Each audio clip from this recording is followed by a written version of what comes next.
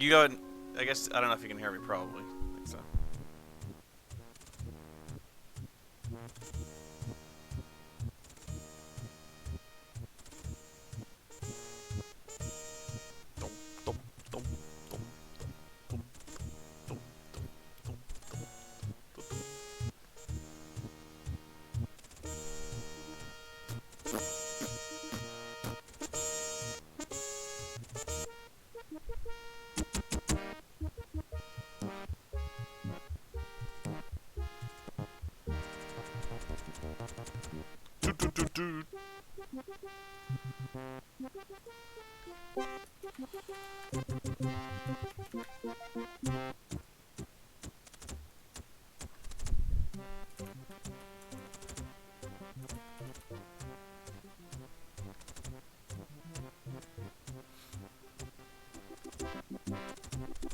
It does sound like the Superman theme.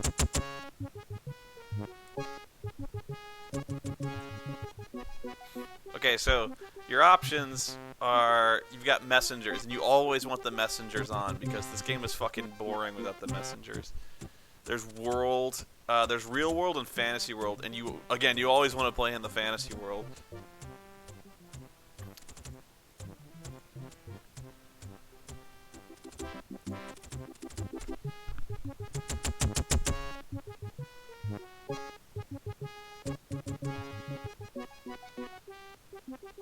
You don't hear the game? I thought you could hear the game.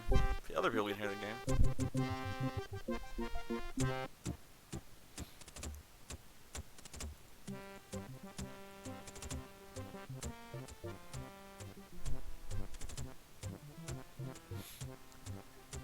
Now,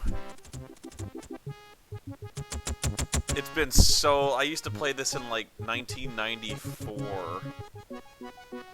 So I honestly can't remember almost anything.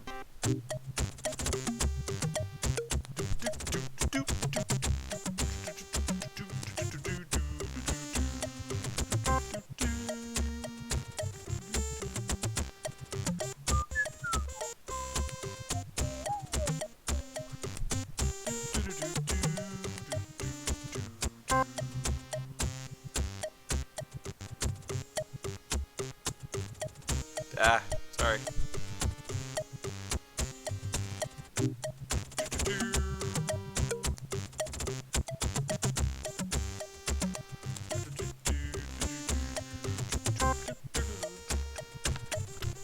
I love this fucking music, dude.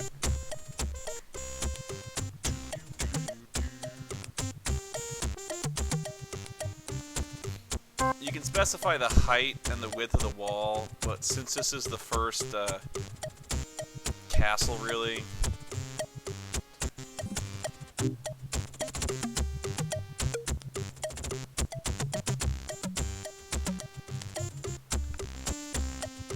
we're just gonna go with a really basic castle here.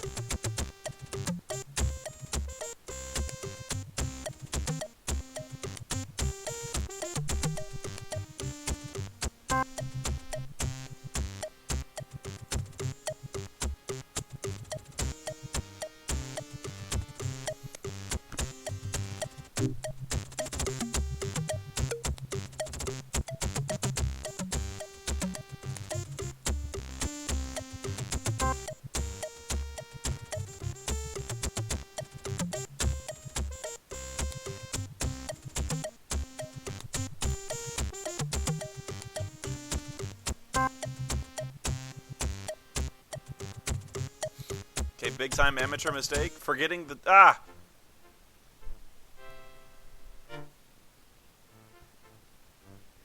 A most unexpected messenger arrives. I come from your brother, Prince Arthur, who wearies of his exile. His rebellion was long ago, sire, and he realizes that his crimes were unjust. Surely after 15 years you can show brotherly forgiveness and welcome him back to his home, which he longs for. Do you tell him to rot in exile? Forgive him if he pays a £500 fee, or pretend to forgive him, and have him murdered!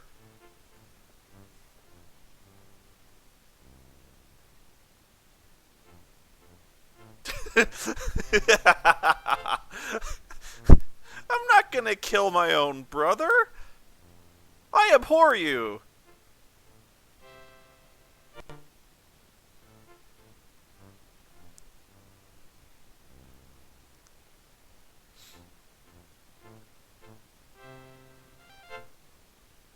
Although what's interesting is there's no option to just outright forgive him. There's like, I either tell him to rot, or I have him pay me to come back, or just kill him.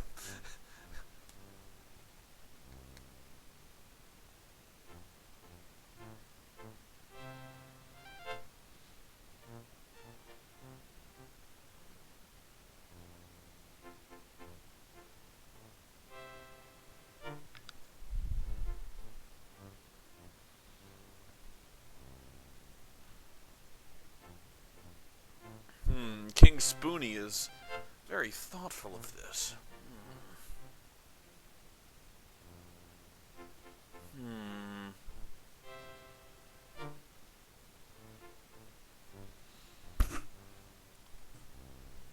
I'll let Miles back.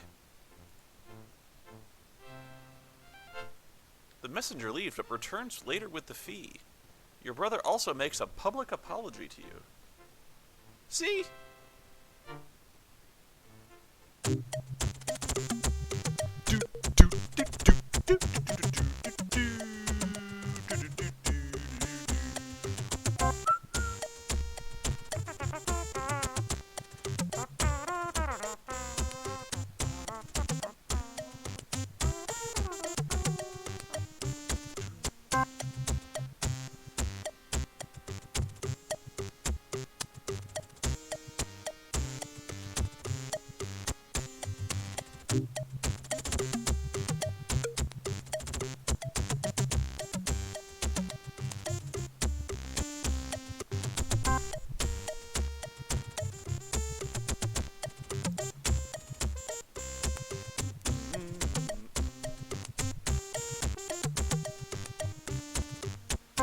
Oh, I forgot to specify if I wanted, the other things you can do is you can add arrow slits and cauldrons of hot lead to your walls, but since this is a beginning map, I guess we'll have to leave that part out.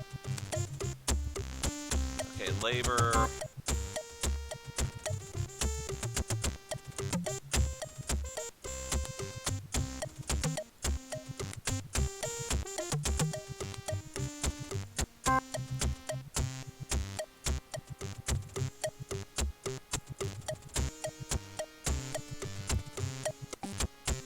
This is where I forget how to really play this, because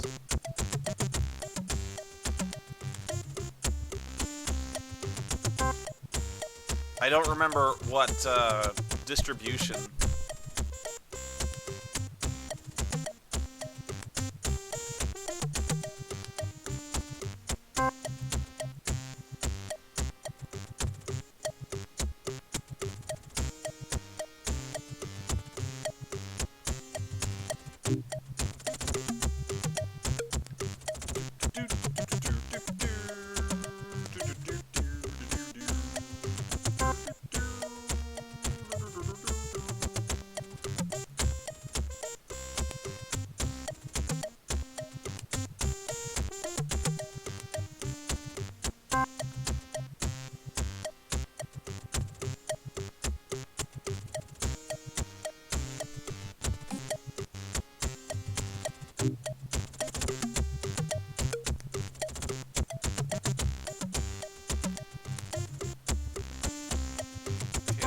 assign your workers. Oh, you can specify if I want the cauldrons or not. I can do it now. Well, I still won't do it.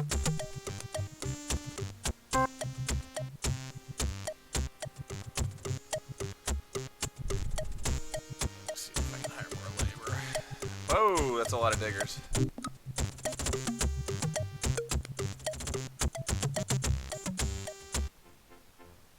You receive a message from your brother, Prince Miles. Majesty, I understand that you're having a feast in honor of Count Reinhardt, who is visiting from Bretagne. As a demonstration of family reconciliation, the prince wishes to receive a formal invitation to attend. Do you allow him to do so? Allow him to do so, then have him murdered? Or refuse to allow him to attend?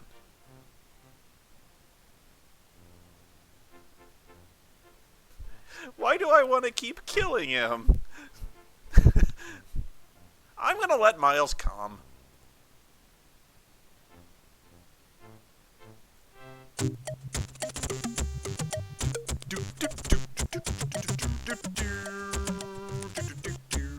is gonna be stuck in my head all week.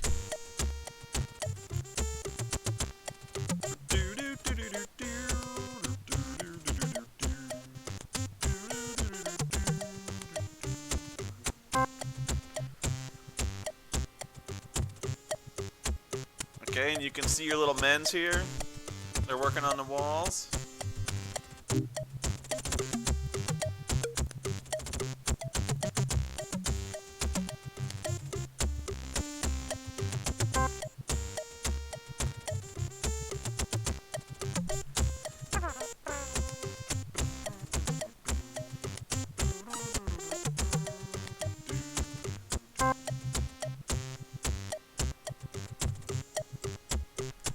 I'm dancing in my chair.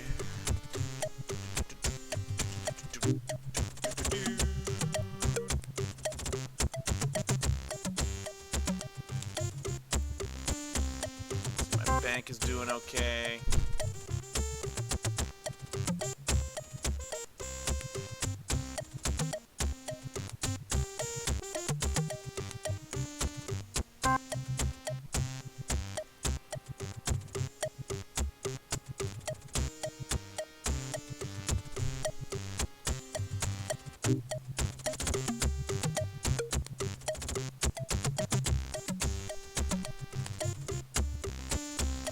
Build that tower too.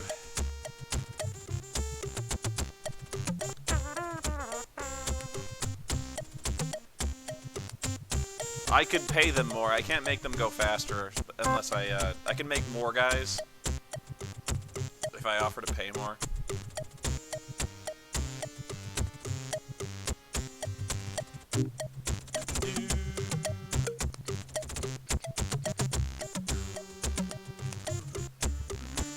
See, the towers are coming up.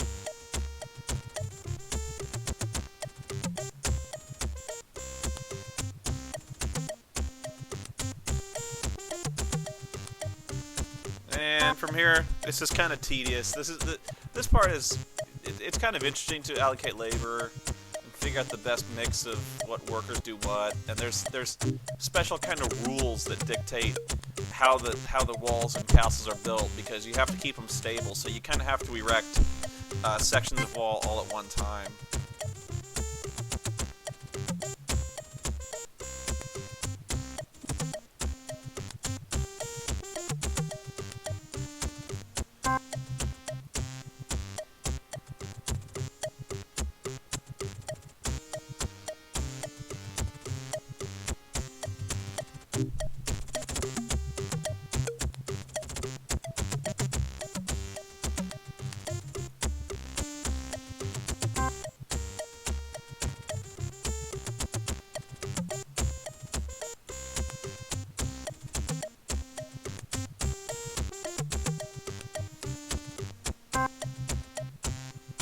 Oh, what the fuck? What happened there? Hi, how you doing?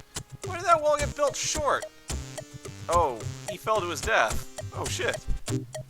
Fucking idiot, look at that wall there. What the fuck is he thinking? God damn it.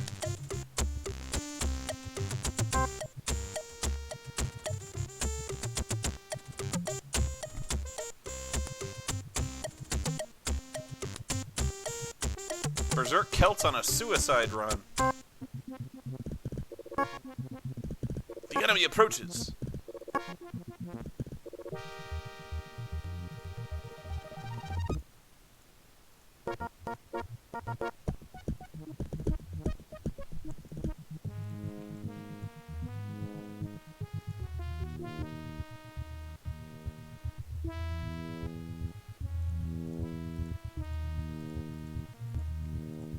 And here you just kind of,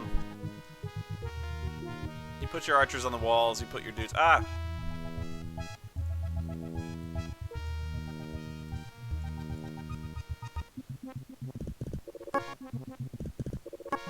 Fucking Celts, die! See, that's real-time strategy back in 1994.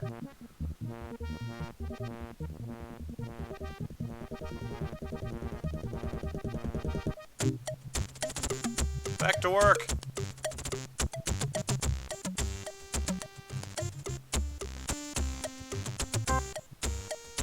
What the fuck is with that wall? I didn't do that.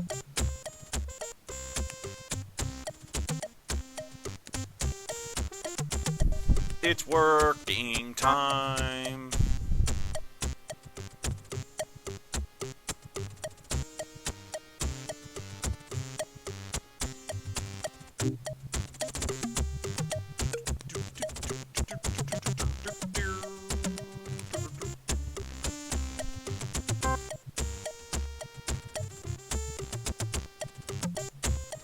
No, I don't want to do oppressive taxes.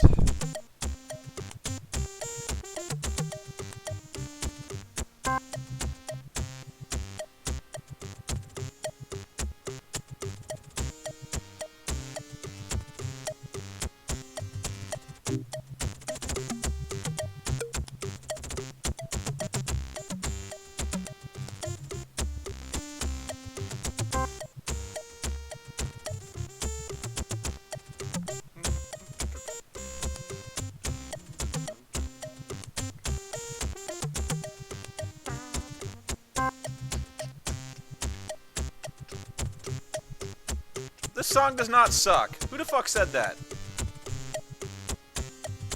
And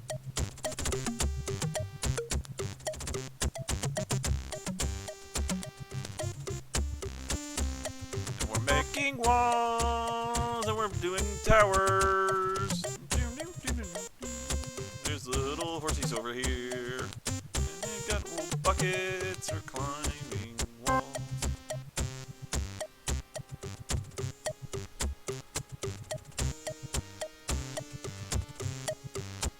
Oh shit. You, stop building that tower. I fucked up.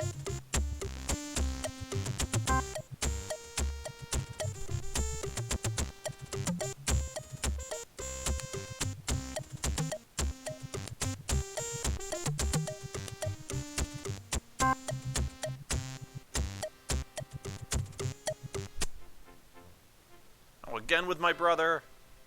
Your hat looks like a pincushion. Majesty, your brother understands that you're deeply troubled by the matter of the Bretagne succession.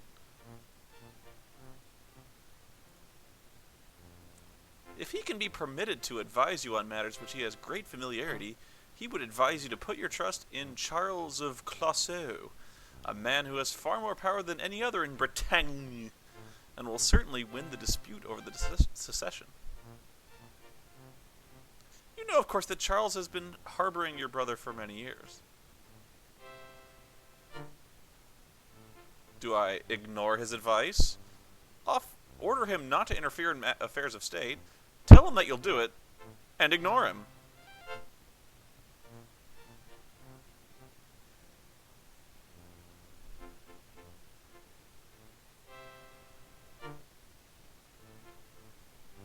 Then murder him!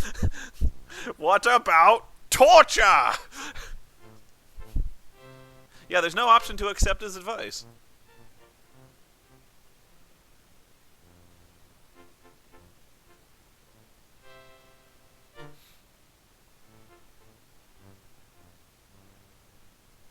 I'll tell him that I'll do it and ignore him. I'll get right on that, dude. He'll be glad to hear that he helped you, Majesty.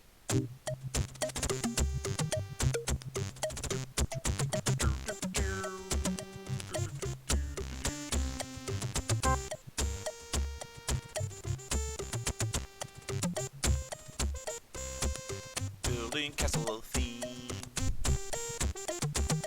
Got wheelbarrows.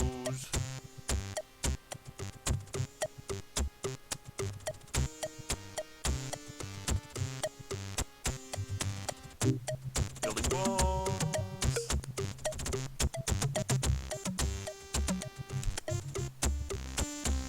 Got a square castle. Unimaginative.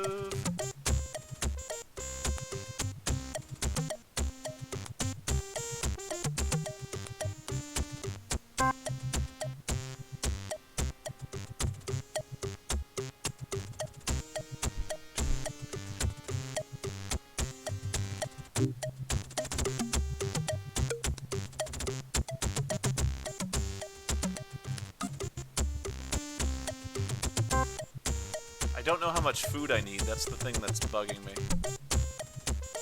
Yes, I know this wall is lopsided. Fuck you, okay? I had that man fired and executed.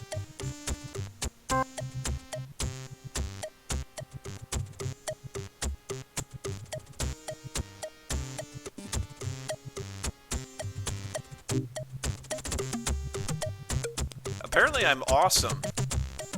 Oh, that's the name of the castle. It's awesome.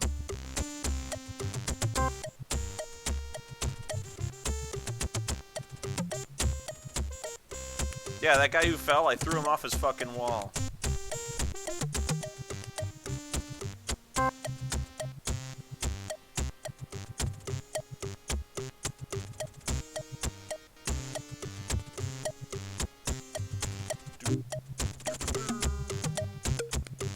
I could speed this up. Hang on.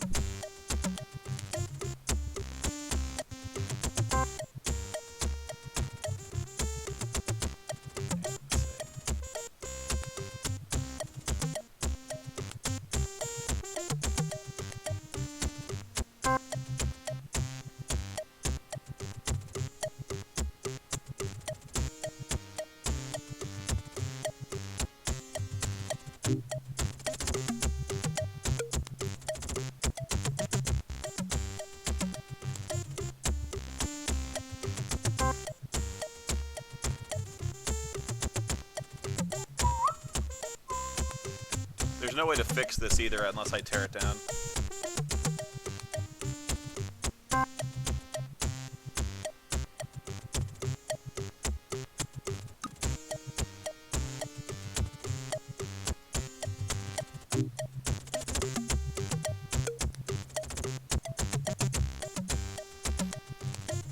Yeah, this castle's gonna be kind of stunty. Usually, in later levels, you gotta do better. You gotta make more fortified castles.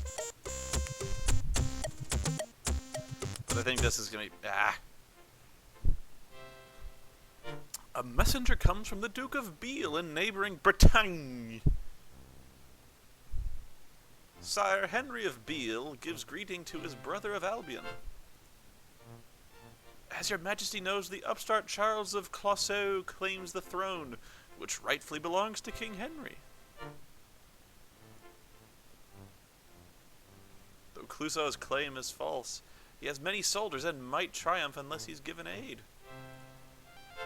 And Charles is no friend of Albion, having sheltered your brother who betrayed you 15 years ago. If you support King Henry, he will not forget it.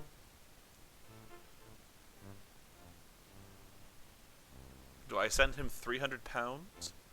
Tell him that no aid is available? Or send him the Duke of Norshire? And then murder him!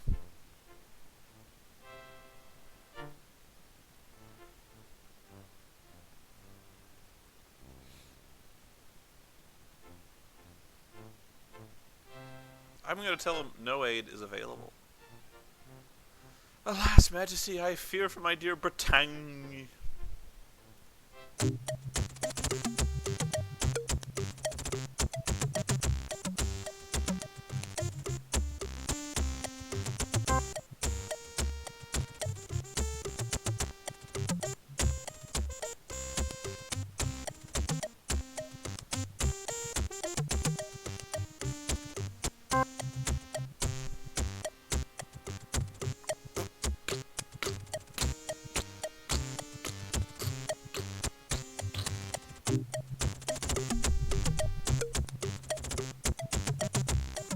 Farting trumpets here.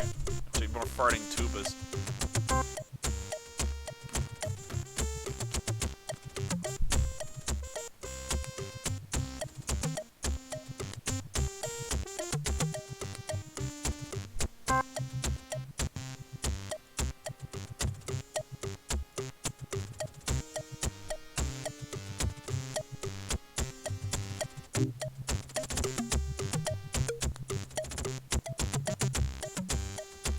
Oh. It's getting to be winter. The enemy approaches from the west. Prepare for battle!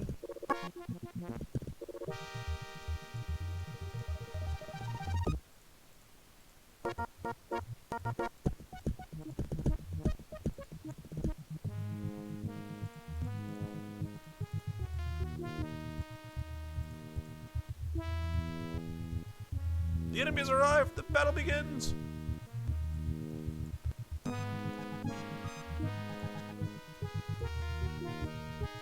Where are they at?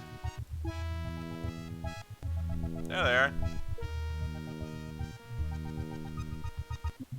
Look at those little guys. Fighting their little hearts out.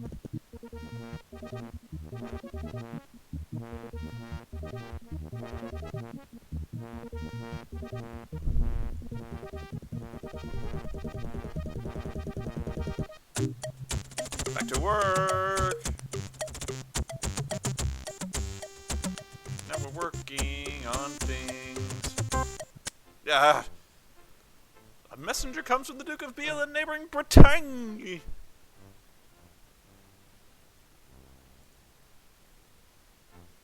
Sire Henry of Beale gives greetings to his brother of Albion. Majesty, the war goes badly. If we could have but a little aid now, we will triumph. If not, then the despot Charles shall gain our noble throne. Please give us 1,000 pounds. The situation is desperate. Do I send him 1,000 pounds? Tell him that no aid is available? Or send a messenger to Charles of Clouseau, recognizing his claim?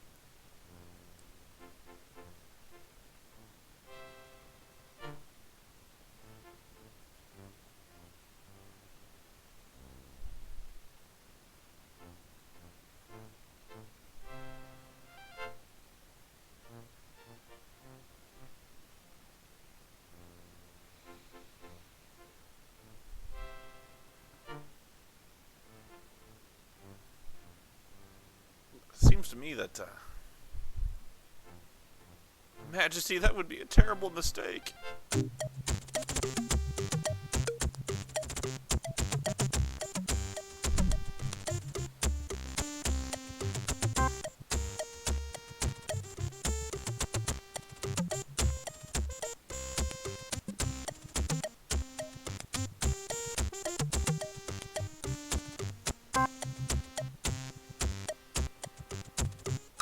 Look at this, it's coming along, huh?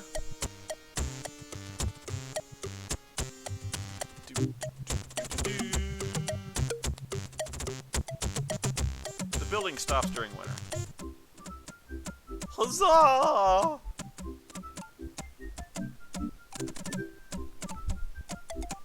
Oh, anyway.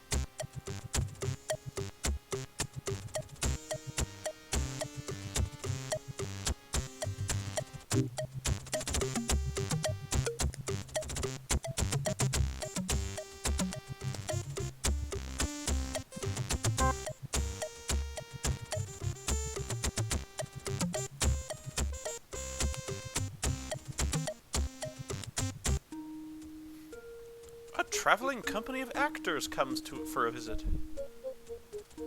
Who let this bum in my throne room? Majesty, we wish to perform before you. But 2 of our company have been excommunicated and the church forbids us from playing. I fear the bishop likes not our plays. But surely your majesty is willing to set aside the pride of these pompous clerics and allow us to perform for those who work so hard in your service. Do you? Permit them all to perform. Permit all but the excommunicated members to perform, or tell them to leave immediately.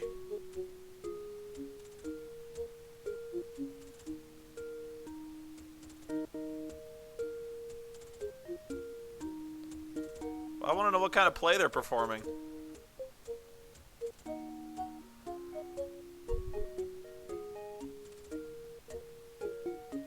I'm gonna start the Protestant church. No, I don't know.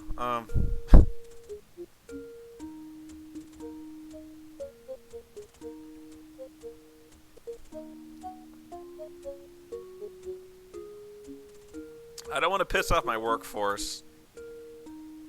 I'm gonna permit all but the excommunicated members to perform. I don't want to piss off the church either. Not yet.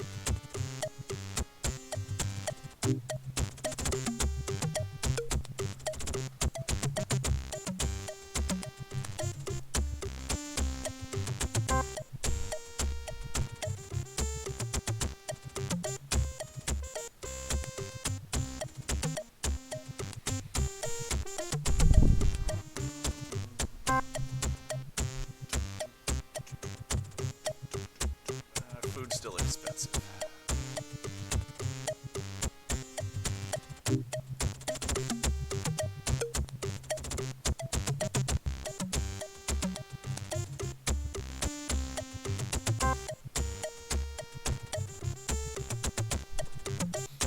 I'm too busy to sing. I'm the king, damn it.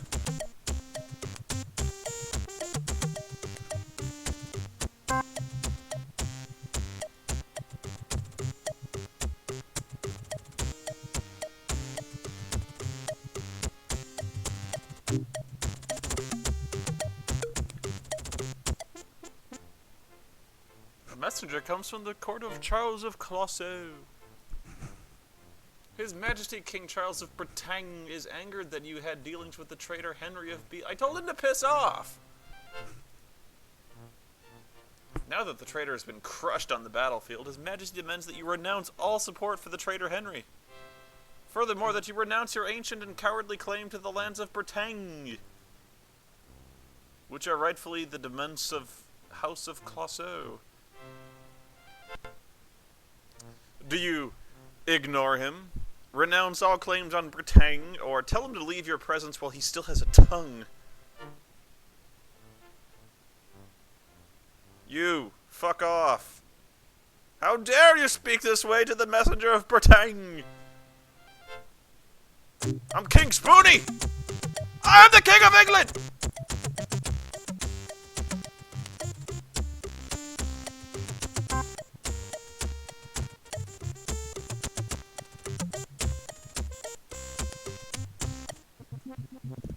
Uh-oh.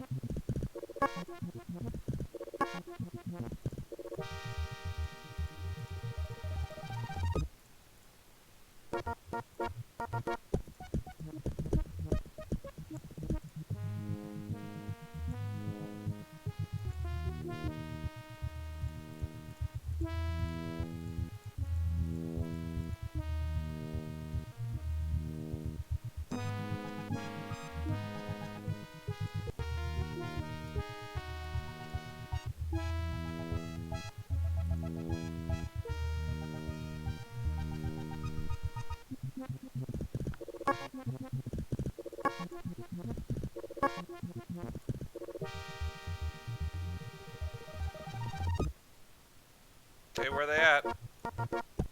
I'm waiting for this shit.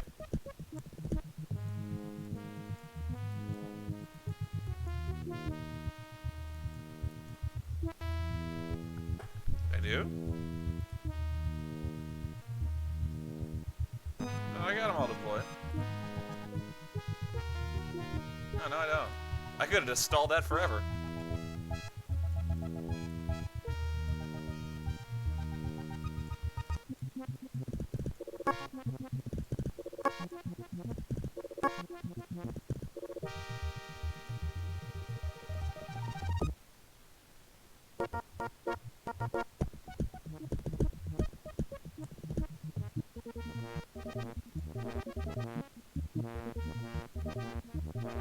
Oh, my infantry got fucked up. I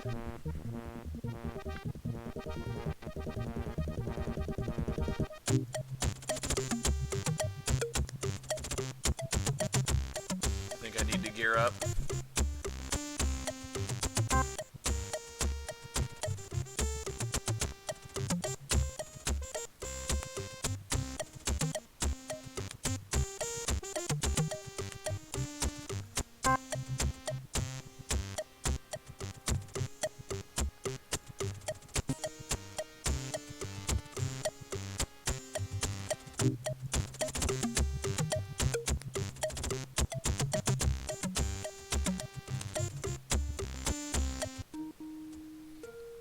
Receive a most unexpected message from the Prince of Gwynedd. Majesty, we have long been enemies. However, a new enemy has come to threaten to destroy us both. We've been under heavy assault by ogres, who attack us in numbers that we did not think was possible. These monsters threaten us both. We must band together or they will destroy us all. Do you agree to the alliance? Agree if they pay 500 pounds in compensation for past damages, or refuse an alliance.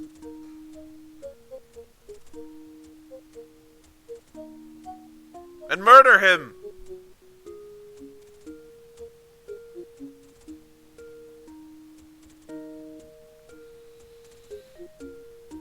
Everyone wants me to extort them for money.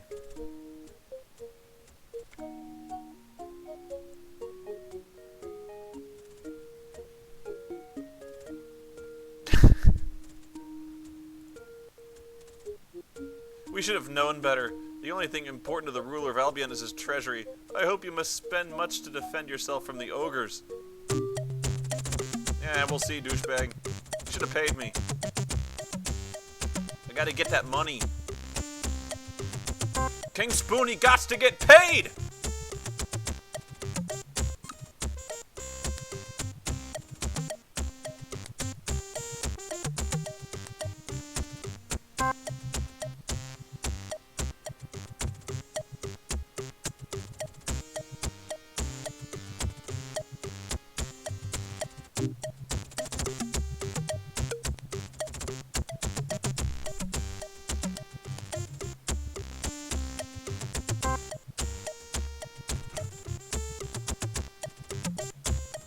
No workers. It says there's no workers. It must be because I'm still hiring. Let me see. No, I got the workers.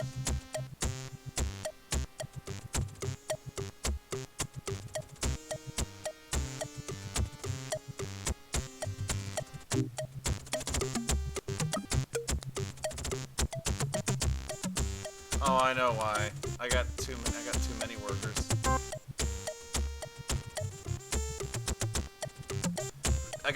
I got guys who are working for me but not qualified to work on the walls. Meaning I got like diggers and quarrymen.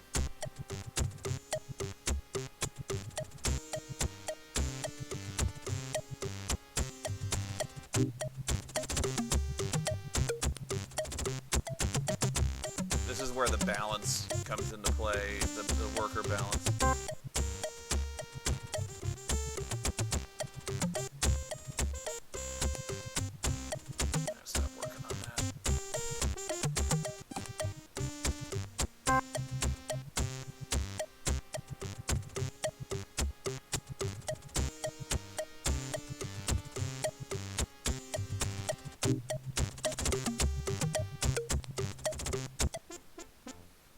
messenger arrives from Bretagne.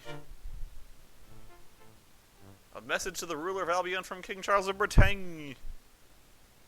The Duke of Westhampton owns sizable estates in Bretagne. As gesture of your goodwill, the king demands that they be turned over immediately to his majesty. As the Duke's liege lord, we demand that you order him to surrender these lands. If looks could kill, the members of the Westhampton family that are present would be put on trial for murder. Do you demand that you be compensated, demand the Duke be compensated, or refuse to willingly give up the lands?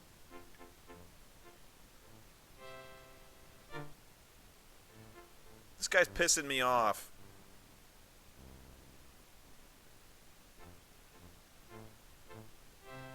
Compensate my ass. I'll compensate him with a sword. I should not have expected courtesy from thieves. In any case, the king shall have his property back, with or without your consent. Fuck that guy. Fuck him, silly.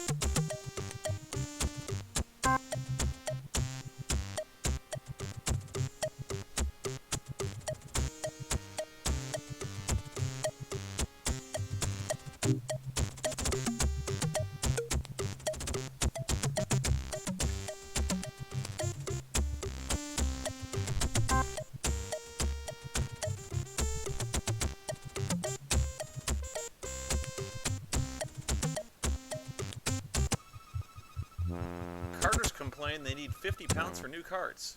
Give it to them? Yes.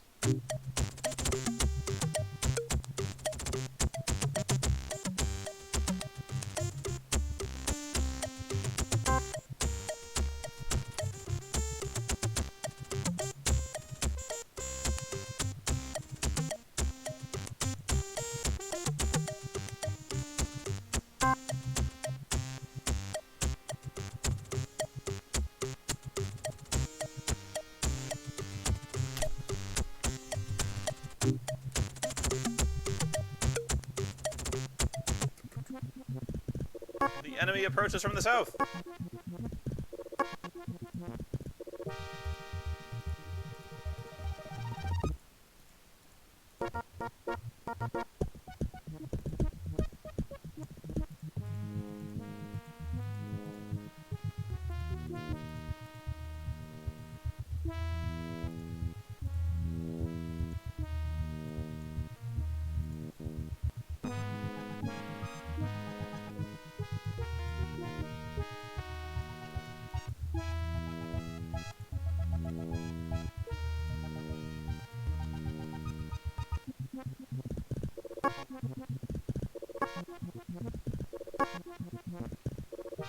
Oh no!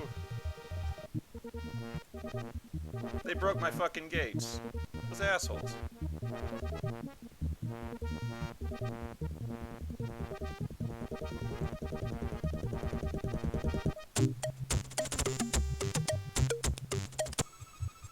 Hungry rats eat at your food reserve.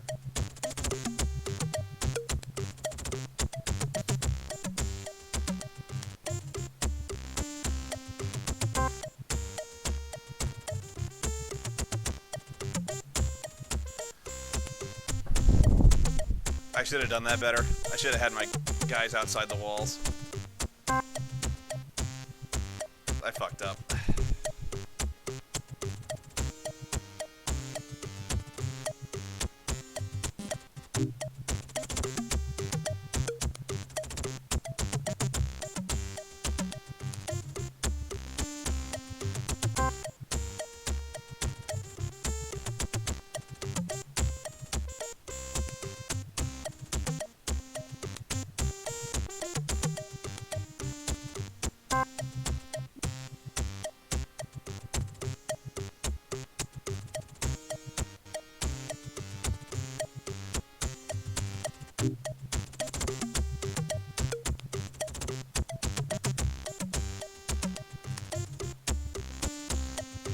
Oh shit.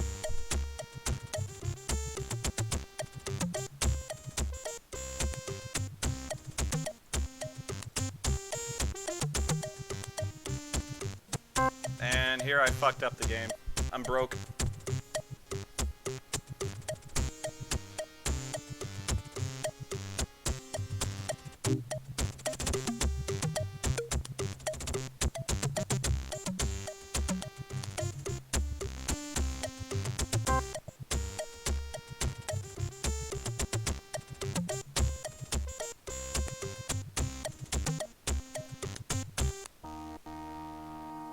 The bishop enters to bring up matter of great concern. I'm broke, bishop.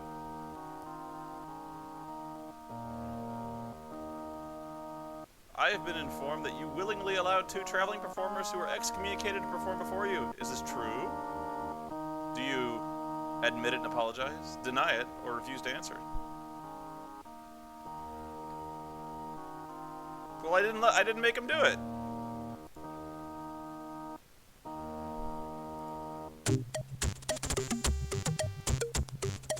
I didn't do it. Fuck his couch.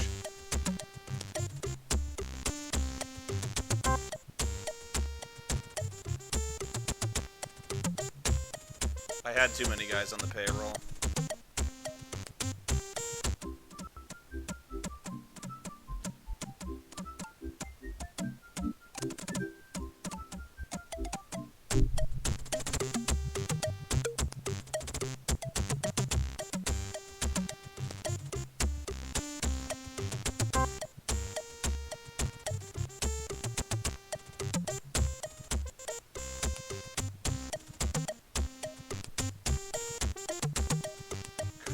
This is getting hard.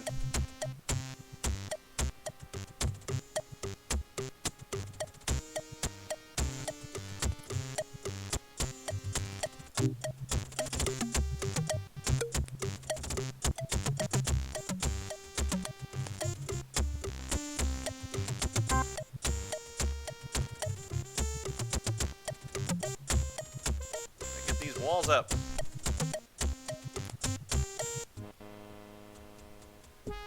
Receive a message from one of your fortresses in eastern Gwynedd. Majesty, we've been attacked by ogres! We know not how they came to attack us, only that we barely managed to beat off their assault. We need help! Do you send a message to Prince Llewellyn to seek an alliance? Or to the Duke of Westhampton to scour the countryside? Or ignore it!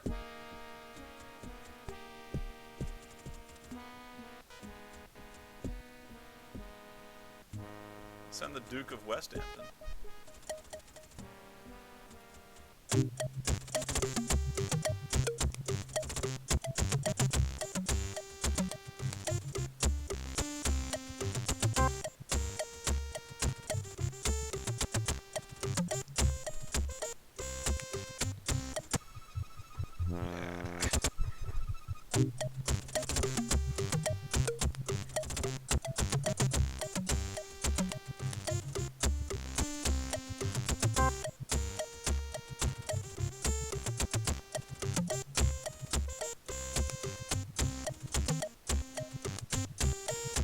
Get these outer walls built, please, guys.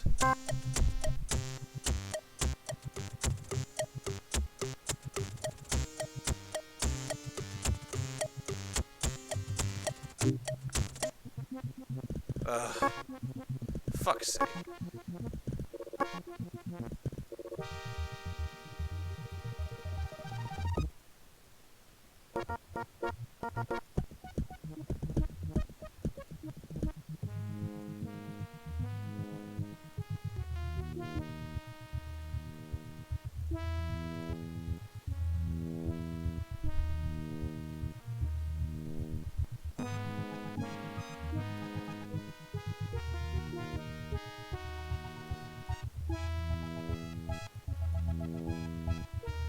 Charge!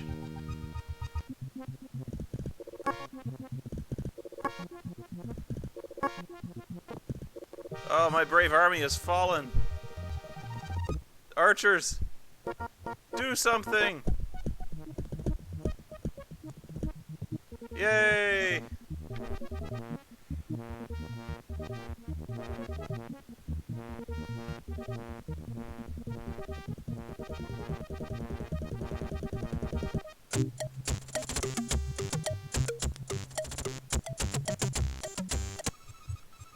Scaffold collapses. 10 carpenters killed. A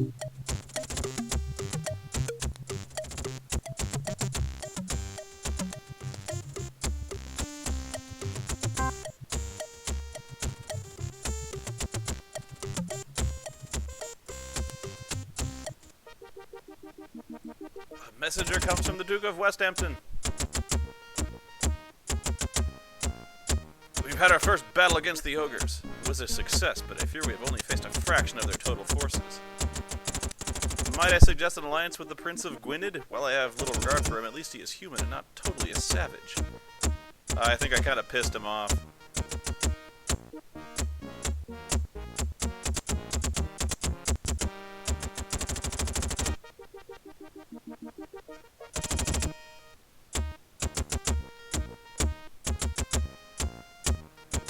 He's gonna tell me to fuck off. You know he will.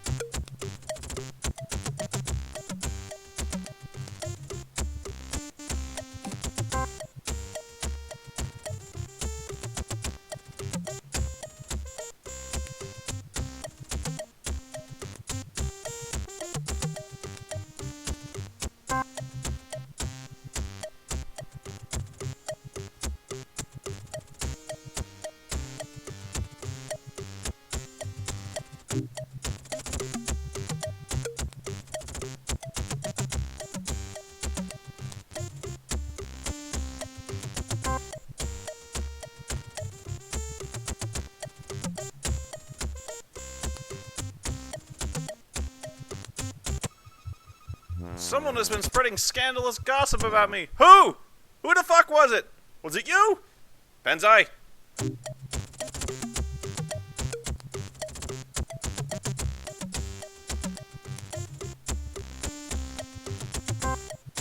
I'll have your skin nailed to the wall, you French bastard!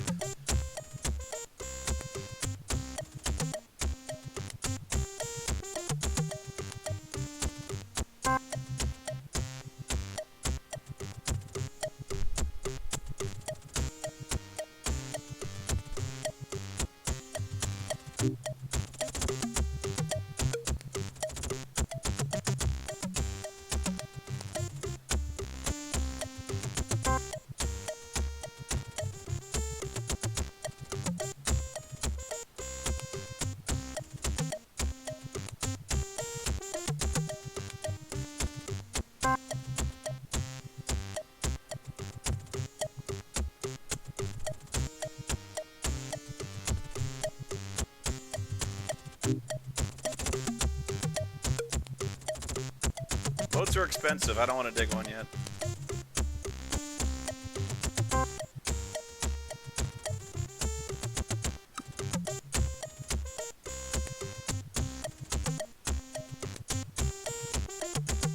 Uh-oh, something's about to happen.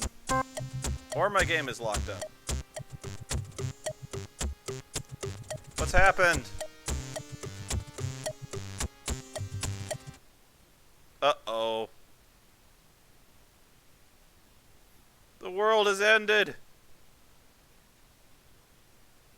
That's never happened before.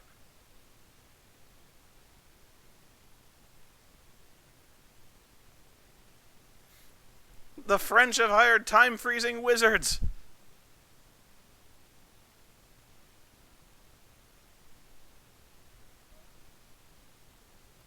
I will have this game murdered.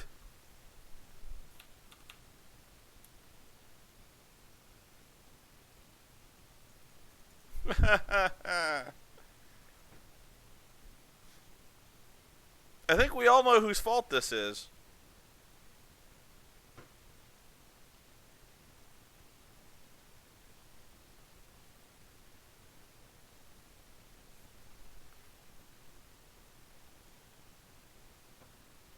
Well, fuck.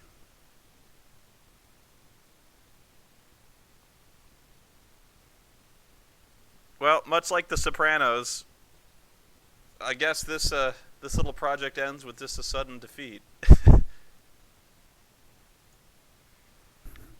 It's a black screen.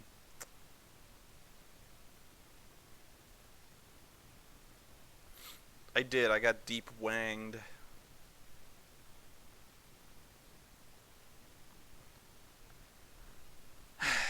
Well.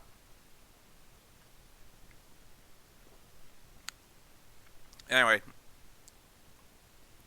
That's Castles. I used to play that a lot.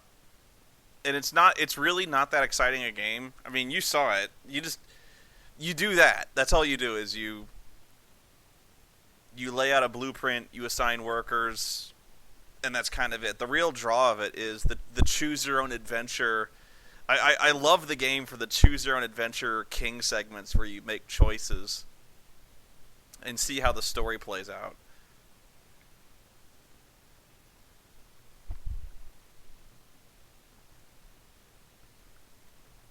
Oh, hang on.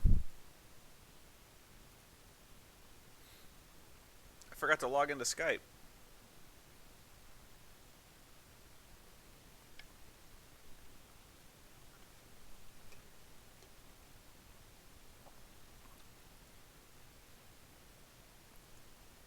Hang on a second.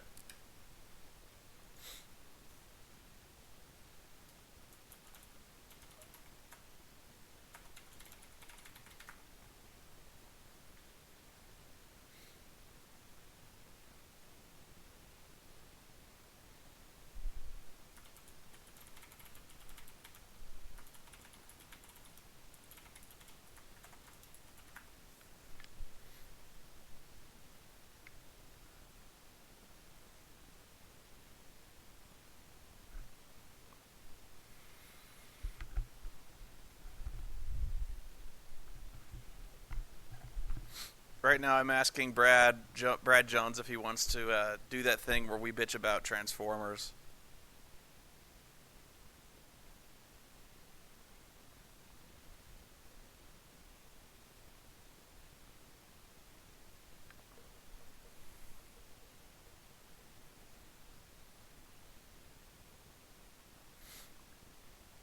Okay, he says he does. I don't know if I'll be able to do it logged into here.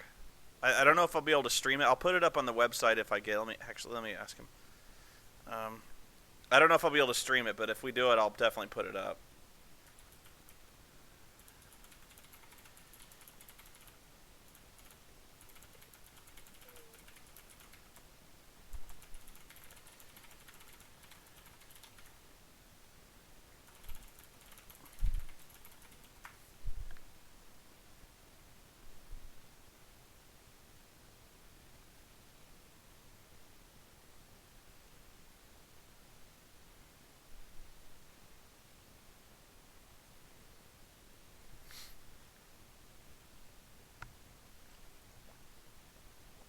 I was gonna do it yesterday. I wasn't in the mood.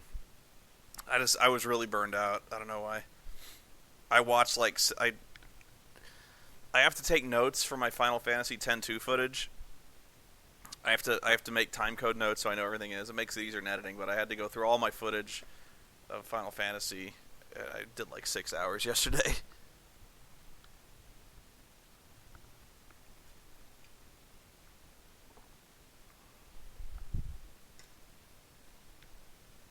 I tried to do a bunch today, but the power went out.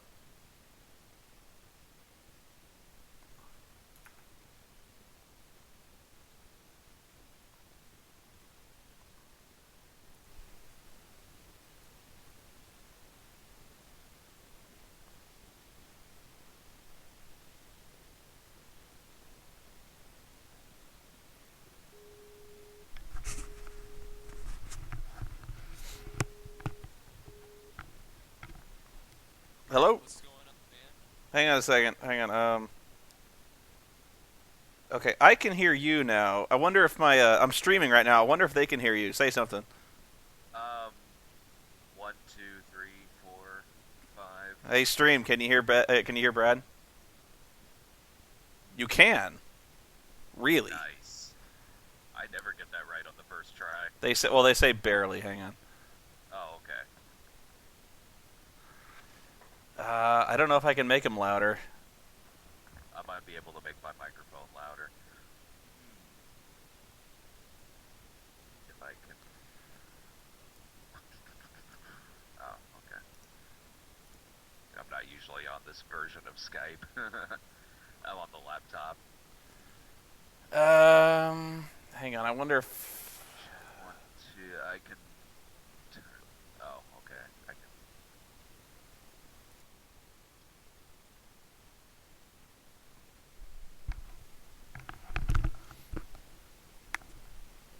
Oh, hang on. I think I lost you. Oh, okay. Jesus. You can hear me now? Yeah.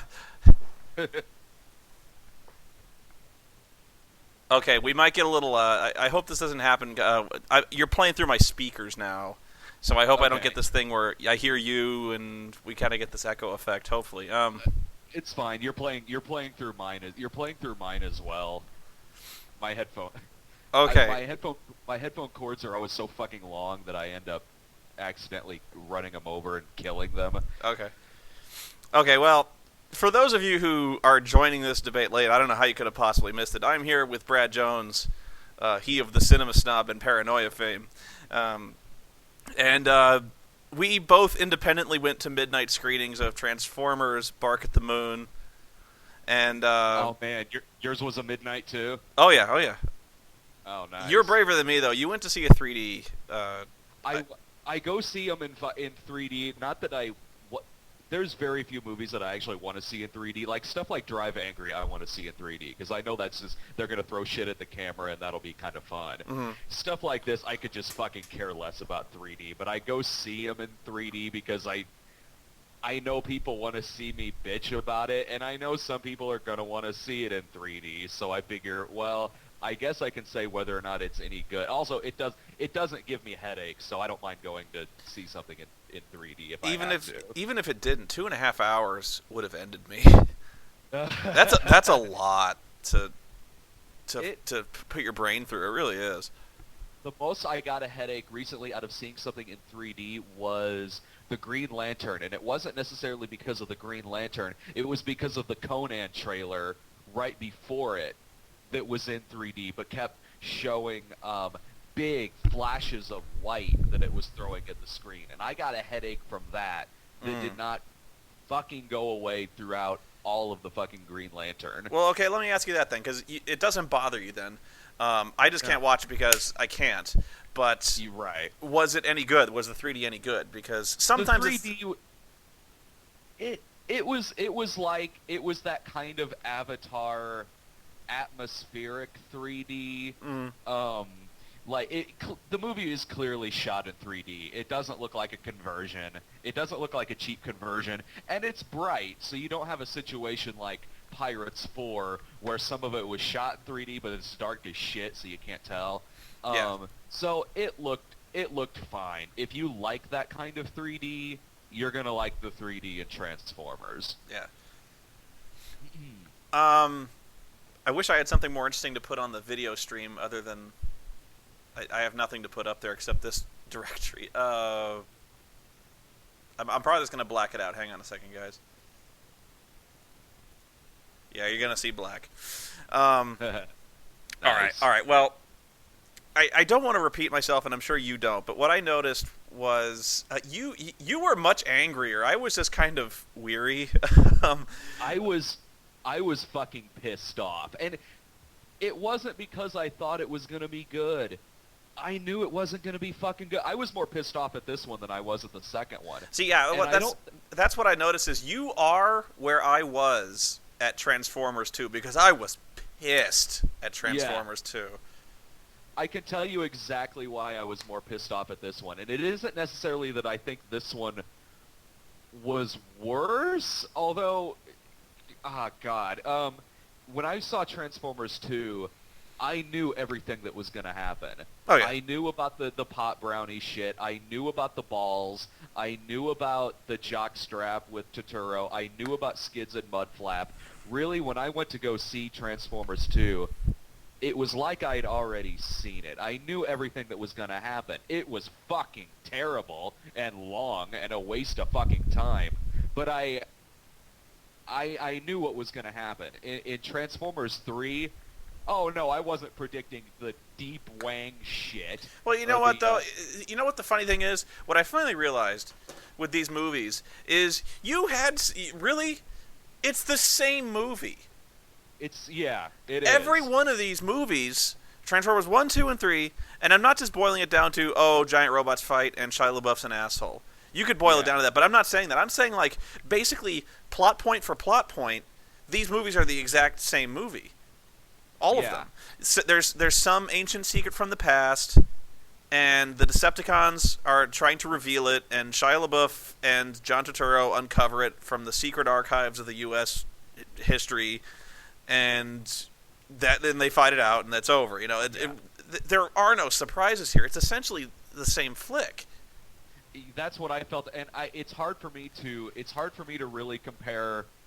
It's hard for me to really compare the sequels to the first one because there's not that much. I only saw the first one once. It was when I saw it in the theater. There's not a great. I remember more about the second one, especially since I recently watched it on a Riff Tracks. Mm-hmm. But in comparing the second one and the third one, it's the same movie. Especially in setup, you have the first 45 minutes that are Shia LaBeouf's fucking shenanigans that have nothing to do with anything. And this one, it's him looking for a job. Oh, I lost his shit. You know, seriously, if I'm reading the script, like if somebody is pitching me the script, and it's Transformers 3, Dark of the Moon, and I read a montage of Shia LaBeouf working in a mailroom. Okay, I throw the script in your face. Okay, why is Shia LaBeouf in a fucking mailroom in a Transformers movie? And why is John Malkovich his boss? and just really, like, John Malkovich, he must have some kind of gambling debts or something. Between this and Jonah Hex? Yeah, because he looks ashamed to be here. Like, he's kind of hamming it up, but, like... Yeah. He's another one of those characters where you could have cut him out entirely and nothing would have changed. Yeah. Literally nothing.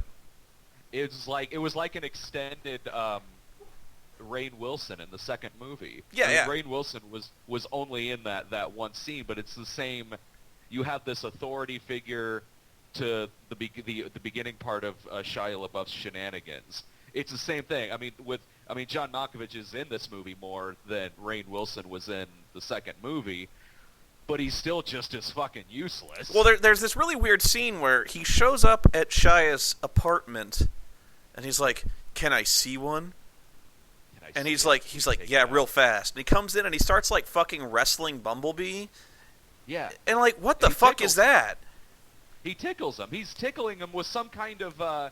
I was trying to explain this to Jillian, and I was having a hard fucking time because she's like, "What do you mean, Bumblebee? Like with his fingers? He's tickling you?" And I'm like, no. Bumblebee, he has some kind of vent on his hand that I guess emits tickle rays or something.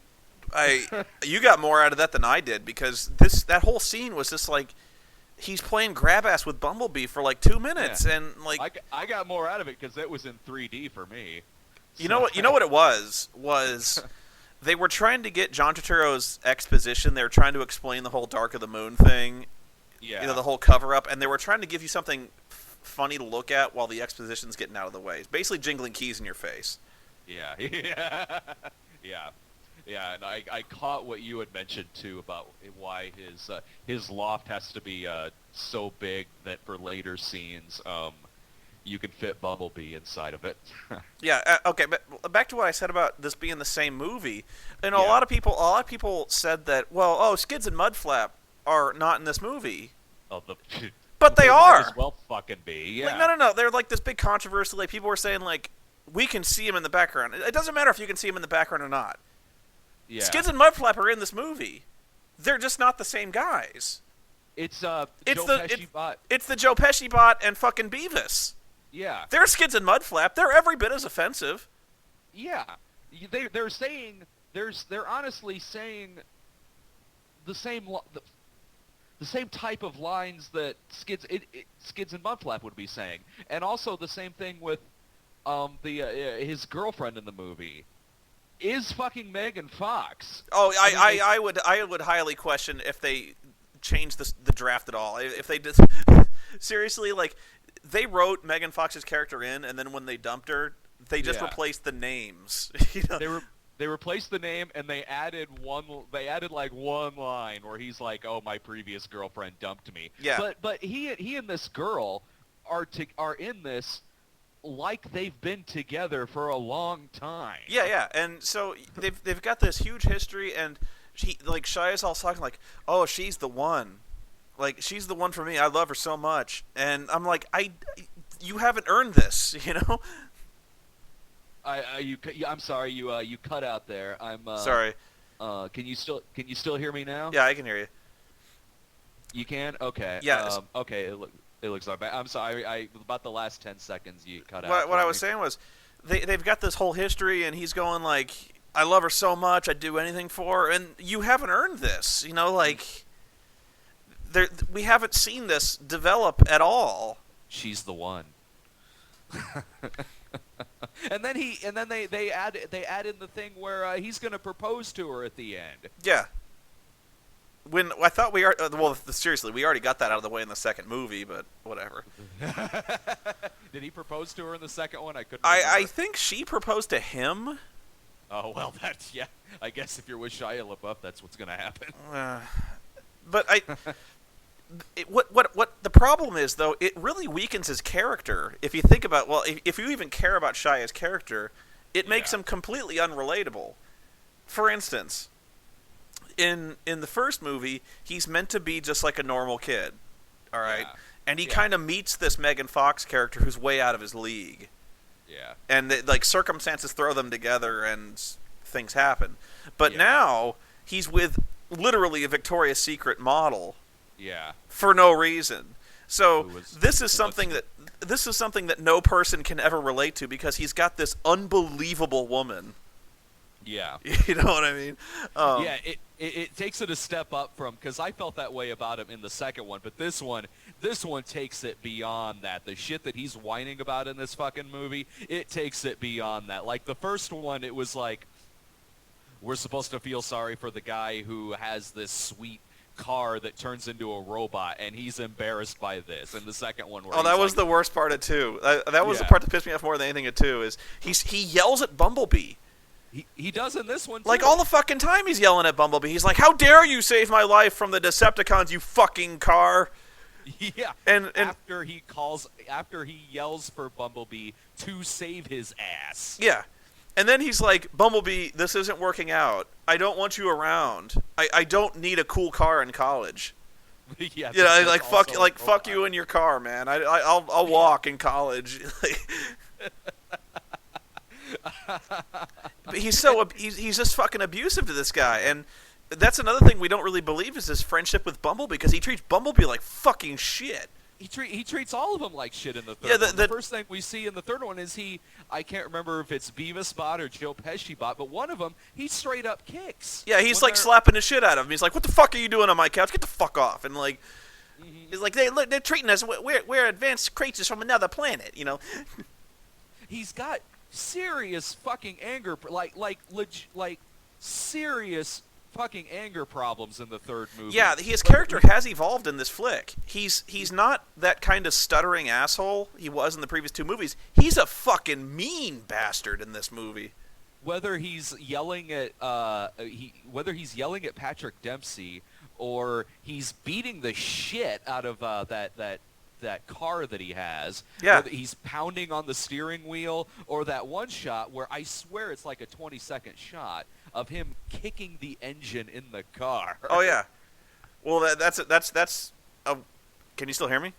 Yeah, I can still hear you. Sorry. There's that scene where you can tell it's written in the script.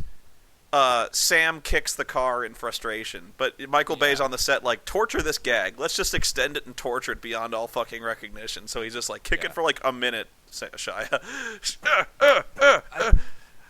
I've rarely seen so little joy in a character that's kind of slapsticky. I've rarely seen such an angry joyless character that does so much pratfalls like he does in this, because it's not like watching a typical slapstick performance. He's a psychologically angry fucking character, and it's so out of place in the movie, like with the watch, the part where he has the watch. Well, it wants to have it both ways. It wants to show that Shia is evolving into kind of they want to put forward that Sam is a driven, frustrated guy. Like, I told you the Decepticons were coming and you wouldn't listen, like... It shows that he's trying to have some kind of, what's the word I'm looking for? Like, initiative, some kind of, like, aggression. But it really comes across as him just being whiny and douchey, Yeah. Yeah, because he alone saved the world. Oh, I couldn't believe... Yeah, he's like, I saved the world. You know that? Like, yeah, he says to Malkovich, I think? Oh, anybody who listen. Well, there was one instance, I can't remember if it was to Malkovich or someone else he was working with, but he said something like, "You don't know this, but I've saved your life twice." Oh yeah, I saved your asses twice. I saved your asses, and nobody knows this, but I can't talk about it. I'm like, you didn't do shit. He didn't do shit. If I remember right about the second movie, they're looking for him because of the Allspark, but it turns out that there was two of them, or something, to where what they were looking for with Shia LaBeouf's character, they also found somewhere else, which completely made his character. Oh, that was two. That was two. Where that's what I mean. Yeah, he had a shard of the Allspark in his clothes, but the army also had one in a bunker. That's it. Yeah. So it didn't even matter that he had this thing. They just got the one out of the bunker. Yeah, and in this one, he is just a messenger in this movie, but he's even more irrelevant to this movie than he was in the other fucking movies. In this movie, all he's doing is, aside from the part with the watch where they're kind of using him to get information out of Optimus, that's like 5 minutes out of the fucking movie, and they break the mood with it with all the slapstick that he's doing. Yeah, but guess what they learn out of that whole subplot? Nothing. Nothing. Not yet. It doesn't even add up to anything, Oh yeah, because he's like, Optimus, I need to know what your plan is. We're just pissing off, dude. Fuck this planet. And Sam's like, okay. That's another thing that drives me nuts about these fucking movies, because they did this in the second one too, where the Decepticons, the military, the U.S. government is so scared that the Decepticons are going to start shit that they want to get rid of the Autobots. Yeah. They did that shit in the second one too, and they do it here to where they want to launch them back up into space. Yeah. Well, that was the other thing. Is like, they even bring up, that was another thing that Michael Bay really exploited, was the immigration issue, because you knew it was coming. Yeah. Because they even used the words like, we're deporting the Autobots. Yeah. So apparently deporting them from the United States means launching them in a fucking rocket into the outer space. We don't care what fucking planet they go to. Wouldn't have fucking ruled if Optimus Prime was like, very well, we will leave your country and set up base in Canada. That would have been fucking great. Optimus Prime fucking airbrushes a maple leaf on his chest, like. Lord knows he'd be more well received over there, because everyone seems to fucking everyone in the fucking government seems to hate him. Check it out. Transformers, roll out and play hockey. And check it out, it's Optimus Prime, eh? Hey, they will make a fucking movie out of the hockey bots. They're already making one for Rock'em Sock'em Robots. Oh yeah, the Hugh Jackman robot. Which, of course, it showed that trailer before. Hey, what's the over-under in that movie of having a robot that kind of deploys Wolverine claws? Yeah. And, like, Jackman's going to look at it like, really? Snicked. Mm-hmm. But, this one, too, in that talking about how it's basically the same structure as the second one. The whole last hour of the movie is a fight sequence. Yeah, is an well, action sequence. it's the same thing in 2, Yeah. where the last basically 45 minutes was that extended desert sequence. Yeah, in this one it's just Chicago. Now, I did think this was better structured than the desert sequence. It was better to look at. It was I'll it give was that. more interesting to look at, but it just focused it focused on the humans too much. I keep hammering on this, and I'm sorry, but it did. Like, in all of these movies, they've been supporting character. The bots have been supporting characters in their own goddamn franchise. yeah, and I really I think that's what makes me more mad than anything, is I don't know how you fuck this up. Yeah. You know, like you seriously, that shit we were talking about where the Autobots go to Canada and play hockey. Yeah. That's a more interesting movie. Because it's actually about the bots. It's about the robots doing shit. Yeah, it's actually about the bots. It's they're in Canada, they're playing hockey, but we haven't thrown in any fucking human characters into that. That synopsis right there, at least the Transformers are the stars in that story. You could see Optimus Prime being like, "We have to understand these humans. I understand here in Canada they play a sport known as hockey." And then like you do like a Top Gun game montage where they play hockey. Yeah. And then you have you have Decepticons attack, and then there's your movie. Jesus Yeah. Christ. Well, the bots in this movie are where any fucking reasonable emotion even comes from, because I probably did like the Chicago fight in this better than I liked the desert one, because that actually was kind of, I actually was interested in what was going to happen there when it looked like Bumblebee was going to get shot in the back of the head, execution style. I don't know why I believe that moment any more than I believed this. One of the segments that frustrated me a lot was the scene where they get launched into space and the Decepticons blow the shuttle up. Yeah. Because nobody bought that. Oh, no. Nobody was like, "Oh shit, the Autobots are dead." And it's not even one of those false moments where like, I can't even think of a comparable moment where it's like a false, like the heroes are apparently dead and you're like, "Oh no," but really that nobody really believed that Optimus Prime went up in that shuttle. No, and it's same with the second one too, where no one fucking believed that Optimus Prime was dead in that forest fight. And that moment was such an emotional dud for me. Not just because I was pissed off at the imagery and the symbolism for deportation to immigration. I was really pissed off at the fact they evoked memories of the Challenger explosion. I caught that too. Oh, fuck's sake! We both fucking caught that. Fuck's sake! But nobody, like, I actually, when that happened, I looked around to see if anyone, because even the guys who were really buying the plot hook, line, and sinker when the Decepticons plot was revealed, and they were actually, like, stunned, they were, like, really surprised by what the Decepticons plan was. I looked around at the same crowd when the Autobots supposedly died, and nobody was buying it. Uh-huh. Yeah, oh, yeah. Mm-hmm. Well, the guy sitting next to me was he was when it got to the fight at the end, he was literally sitting there on the edge of his seat. Oh yeah, fucking face put up on his knuckles and shit like that. Yeah, the audience, the fucking audience of this movie, God, fucking ate this fucking shit sandwich up. Oh yeah, well, and like I said, they weren't. See, the thing is, though, they weren't.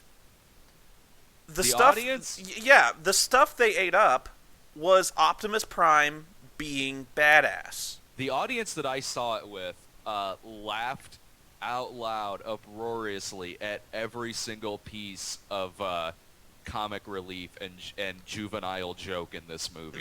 Mine were laughing, but they weren't like rolling in the aisle. Like, it was mainly the gross out humor that got them, and that was just more kind of a, oh shit, really kind of reaction. Like when that guy whipped the papers out of his scrot and like rubbed him in his face. Oh yeah.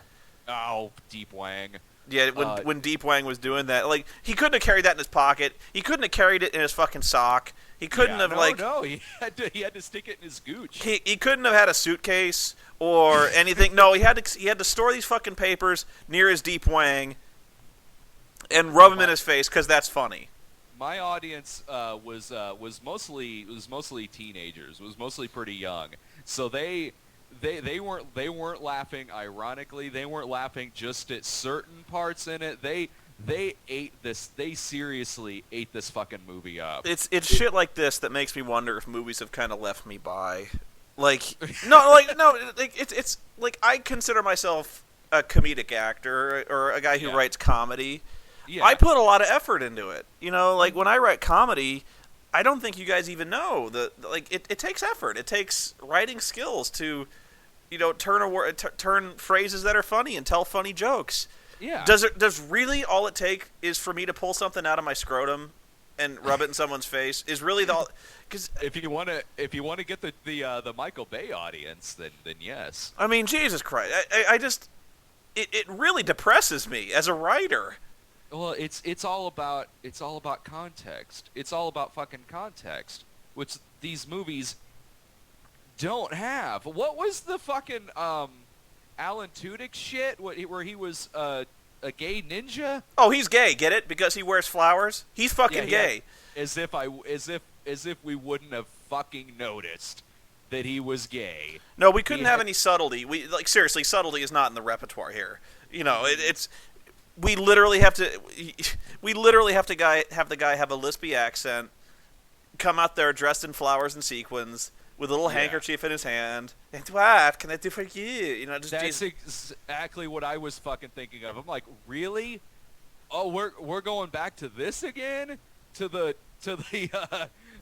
Surge from Beverly Hills Cop? Surge was more subtle. Surge was a lot more subtle, not so much in the third one. Fucking Bronson Pinchot was subtle compared to this. Oh yeah, completely. That's actually probably a bad example. The third Beverly Hills Cop. Oh well, so fuck much. That movie anyway. but there's if we're talking Surge from that one, yeah, okay. Okay, the guy from Beastmaster 2. He was more subtle. Oh, he was more subtle than this guy. I can't. Thinking of very stereotypically gay characters of the past, I can't think of one worse than this. Yeah. Off the top of my head. Wow. There probably are some, just in terms of really shitty comedies. Like, I'm sure I've seen shitty comedies that have had way goofier gay characters.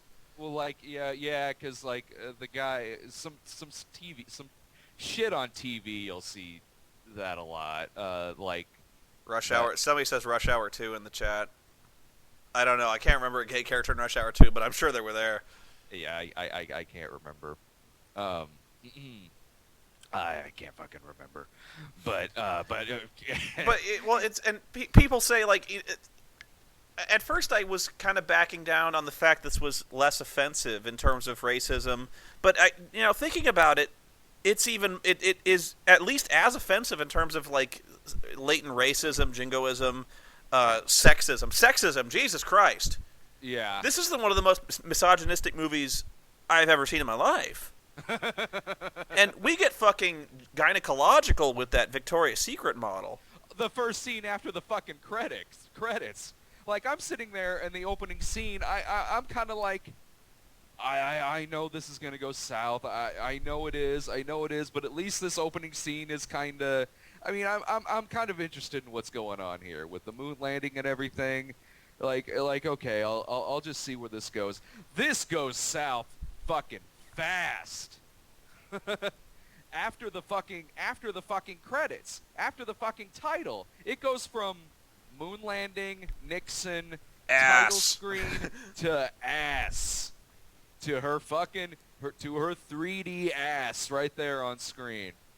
And then Shia LaBeouf in bed, kicking around his robots and bitching because he doesn't have a job. Yeah. And his fucking parents. Those two are.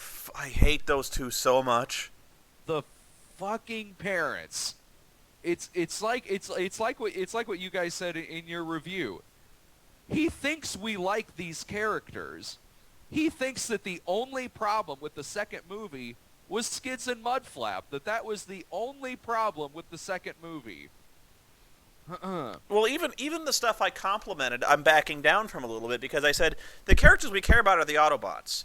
Yeah, but when you think about it, the character we care about is Optimus Prime. And I cared about Bumblebee. But name, like, what character does he have? He doesn't say a fucking word.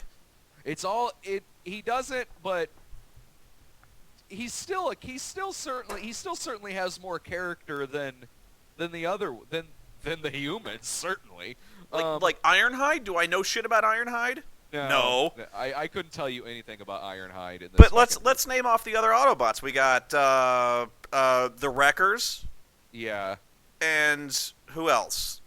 I can't fucking tell you. I can't name another one. I don't. Oh, the Japanese scientist one. Oh yeah. The old man looking one. Yeah. With, like, the little glasses and shit. Yeah. But that's the thing is though, like, they don't have characters. No, they don't. And it sucks because I watched the show here and there when I was a kid. I don't have an encyclopedic knowledge of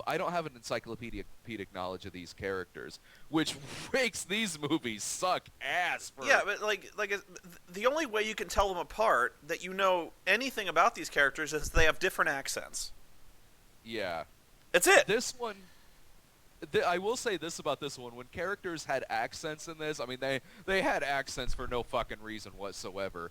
When a couple of them in this movie had accents, they just sort of had accents. I mean, it didn't get, with some of the, I mean, not with all of them, but with some of them, they didn't get too terribly stereotypical with it. Some of them they did, but there were some where they just happened to have an accent. But like, really, the only defining character of Joe Pesci Bot is he sounds like Joe Pesci. The only defining character of the Wreckers is they sound like Scotsmen, and that's a fucking conundrum, by the way, is why the NASCAR robots sound like Scotsmen. See, that I didn't even I found out about that after I saw the which fucking tells you how confusing this fucking thing was to watch and how shitty the characters are. I didn't know that that's who the NASCAR bots were until we did the review in the car. I saw the NASCAR bots. I heard the voices of the Scottish ones. I didn't know they were the same fucking characters. The only Decepticon that, other than Megatron, I have any knowledge of is Starscream. Yeah. And he actually has a character in that he's a whimpering sycophant. Yeah. Like, I actually understand his character. But that's only because I know enough of Transformers the movie, the animated one, to know about Megatron and Starscream. And Megatron, I barely recognize most of the time in this movie because he got his head all split open. That was how I started noticing him whenever he kind of popped up, was that half of his fucking head was gone.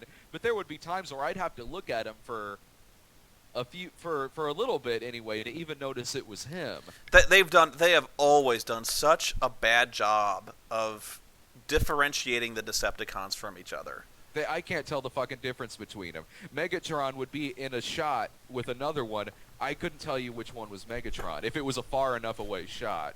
I couldn't tell you who was fucking Megatron. They're all a mass of gray, of gears, and the way they transform in all of these fucking movies, there's no rhyme or reason to how these things transform at all. They're just a mess of metal gears. Yeah, it doesn't have to be that way, though. And I think I know what they were thinking, because the Autobots, for the most part, have color. Yeah. But I think they wanted the Decepticons to be kind of uniform so you could tell the good guys from the bad guys. But even in that, they fail. It doesn't work because some of the Decepticons are actually supposed to be characters. Yeah. Yeah, exactly. It doesn't work when they all look exactly the fucking same. But even I think Ironhide is basically gray. Yeah. So, like, even one of the Autobots looks like a Decepticon. Because that confused me in the Mexican standoff scene. In the Mexican standoff scene, it took me a second to realize that Because at first it sort of looked like a couple of Decepticons were pointing guns at each other. I've actually seen a movie where that happened. Not Decepticons, but like it was like a Jackie Chan movie where the bad guys end up pointing guns at each other. Like there's a Mexican standoff, and they're like, "What the fuck are we doing?" And they just throw their guns down and start fighting. But Nice. but the only Decepticon I recognized, like even Starscream, when Shia LaBeouf killed Starscream, I didn't know that was Starscream. No, neither did I thought it was, but I couldn't be sure. Oh, I had no fucking idea. Again, I don't have like an encyclopedic knowledge of this show, but that shouldn't, in good writing, that shouldn't fucking matter. You need to, especially when that's, like, this isn't the first movie they've made. The first movie I made this complaint. Yeah. You know, and at some point they need to realize, Jesus Christ, people can't tell our opponents apart, or it can't. Hello?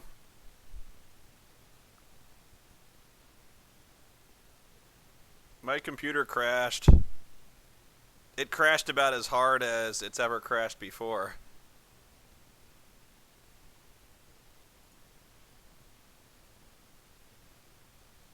Can you hear me?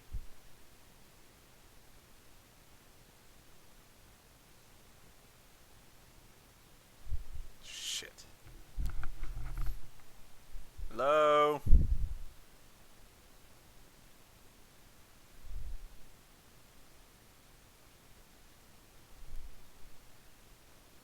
Anyone?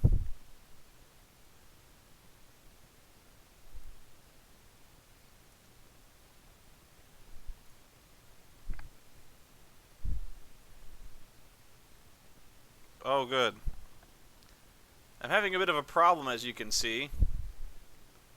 My computer bombed about as hard as it's ever bombed in its life.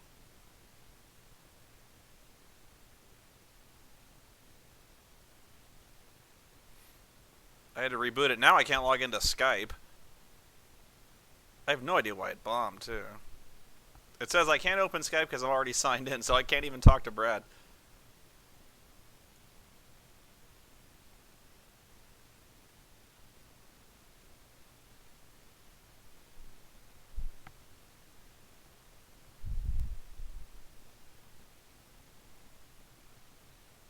I can't log out if I can't log in, man. I can't,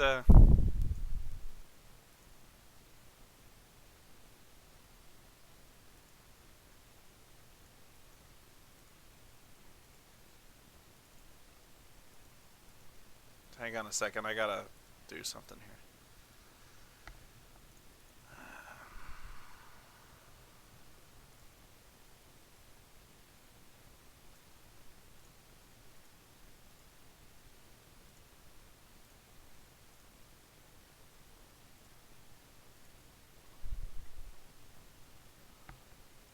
It's not a heat problem, I checked that.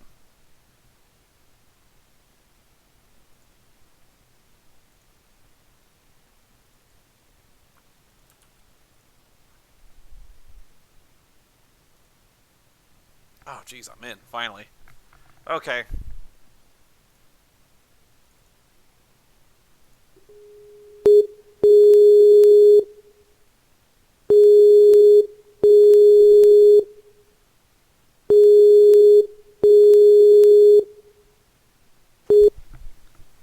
Hey! I'm sorry about that, man. I was in the middle of... That's alright. I was in the middle of screaming, and my computer just completely bombed.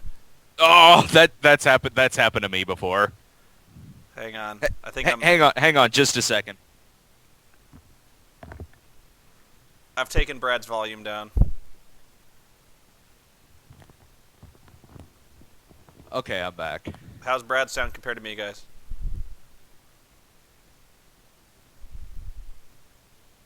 Better? Okay, good. Okay, for those of you, I'm sorry if the my rant got cut off. My computer crashed, guys. So I guess I'll just finish the thought I was saying. Is I just don't know why, since the characters are hard to see, why they don't just write the names in the script more. Yeah. You know, because right. Go ahead. I was gonna write the names in the script. Oh, you mean have characters say their names? Yeah, so like when Starscream crashes through the wall and starts to kill Sam goes, "Starscream! Oh my God!" Like, it wouldn't be that out of place, you know. No, that would certainly fucking help me, because I sat there and it got to be probably about halfway through that Chicago sequence, and I just wanted to go to fucking sleep. Because I didn't know who was, like I said, when your main baddie there is Megatron, and it always takes me at least a few seconds to realize who the fuck he is. I don't fucking care. It's a problem that, even though I said the last act is the most entertaining, you can't have an hour-long action climax. It's called a climax for a reason, because it ramps up and then it ramps down. Yeah. You know, you can't maintain that level of emotion for that long, because it's fatiguing. Yeah, I can't stand really long action sequences like that. And I don't even like movies that are like that are pretty much just an entire action sequence, like Battle Los Angeles. Because after a while it's tedious. It's tough to fucking sit through. And usually in a movie like that, they're already shot with the intent for it to be really just kind of wall-to-wall action. So, I mean, especially nowadays, you're going to expect it to be shot with a high kinetic style of energy. In which case, I'm not going to be able to fucking tell what the hell is going on in the goddamn thing. I don't know who the fuck is getting shot. I don't know I can't spot who the villain is. And it has the human characters that I don't give a shit about. And in this particular case, in this movie, where you have a city getting destroyed with corpses in the street, people getting obliterated, and then in this movie to be throwing in whether it's the Beavis bot, the Joe Pesci bot, or even that one soldier who was the black guy? Yeah, not Tyrese Gibson, but the other one. Oh, okay, okay. Not Tyrese Gibson, but the other one who kept saying stuff like, damn, the Decepticons got some badass weapons. Oh, yeah. Well, once again, that goes back to the inherent racism of the characters. Like I said, the Autobots are defined by their accents, but no less so than the human characters. Mm-hmm. You know, the human characters play exactly into those stereotypes from I'm just going to say, the cowardly fat black guys. Yeah. You know how the black guy was all gung ho to go to Chicago, but as soon as he sees the Decepticons fucking murdering people in the street, he's like, "Oh hell no, fuck that shit." They turn him into they seriously turn him into like Mantan Moreland from the 1930s. He's like, "Oh shit, fuck that." And then, this character is in every fucking Michael Bay movie. Oh yeah. And of course, there's kind of a fat black character who he might as well just be toting this big bucket of fried chicken under one arm and the rocket launcher in the other. Yeah. He's like, "You all better slow down. I gotta get my ass up these stairs. I gotta get my black ass into that window." And like just. And I don't know what the fuck Ken Jeong was supposed to be. He's supposed to be every Ken Jeong character he's ever been. He's only got one mode. I'm tired of his fucking shtick, and two, when he started out doing stuff, he played roles a lot more intimidating than he does now, and I actually thought that was pretty funny. Whether it was like the first season of Community or like Knocked Up or Role Models, he played the part comedic, but differently than he has been the past couple of years. He would play parts very serious and intimidating, but would still be funny. I'll have to take your word for that, because the only thing I've ever seen out of Ken is the fact that he's got one joke, and it's the joke that it's funny to see a little Asian guy talk ghetto. He does that now. After The Hangover, that's all you see him doing.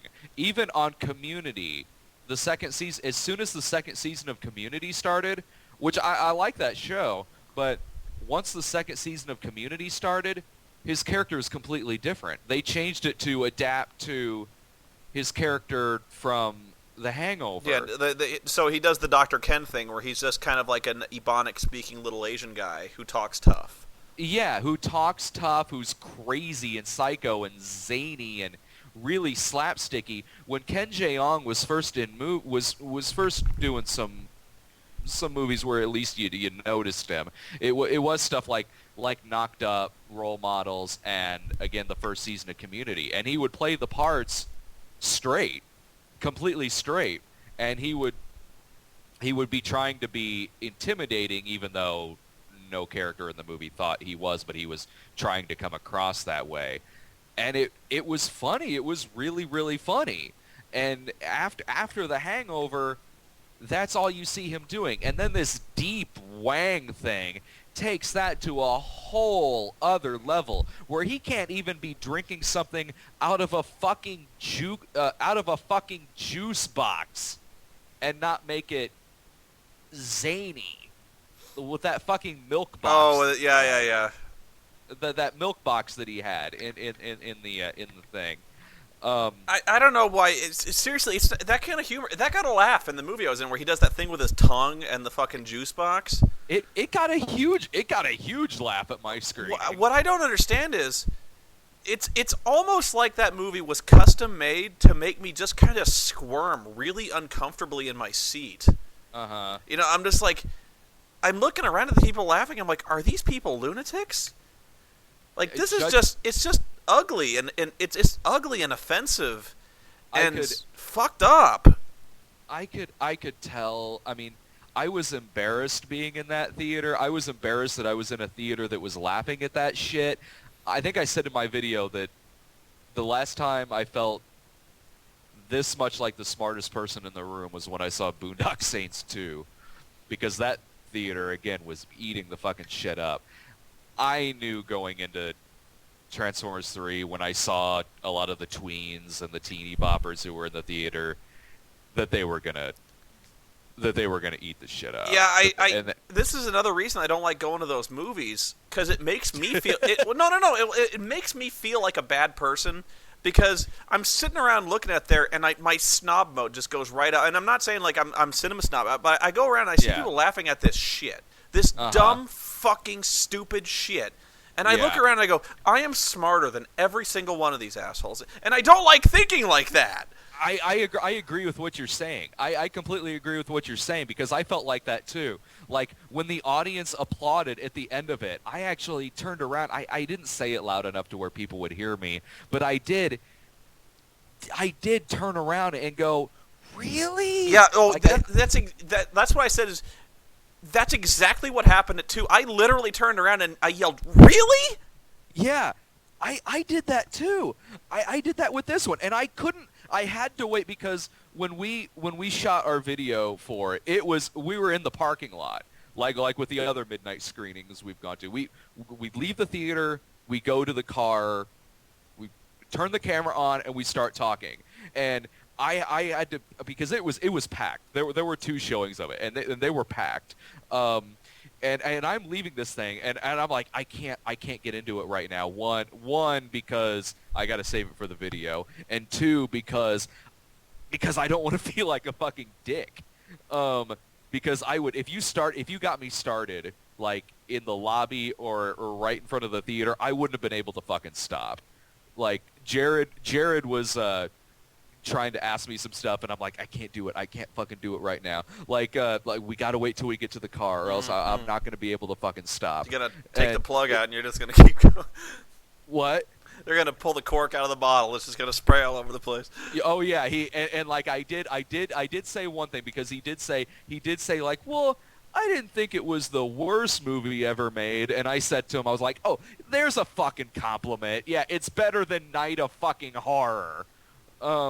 So that I was like, oh, God damn it, Jared, stop asking me questions. That's why I said I was like, it's the best of the three, and then I started thinking like, oh my god, that's a low fucking bar.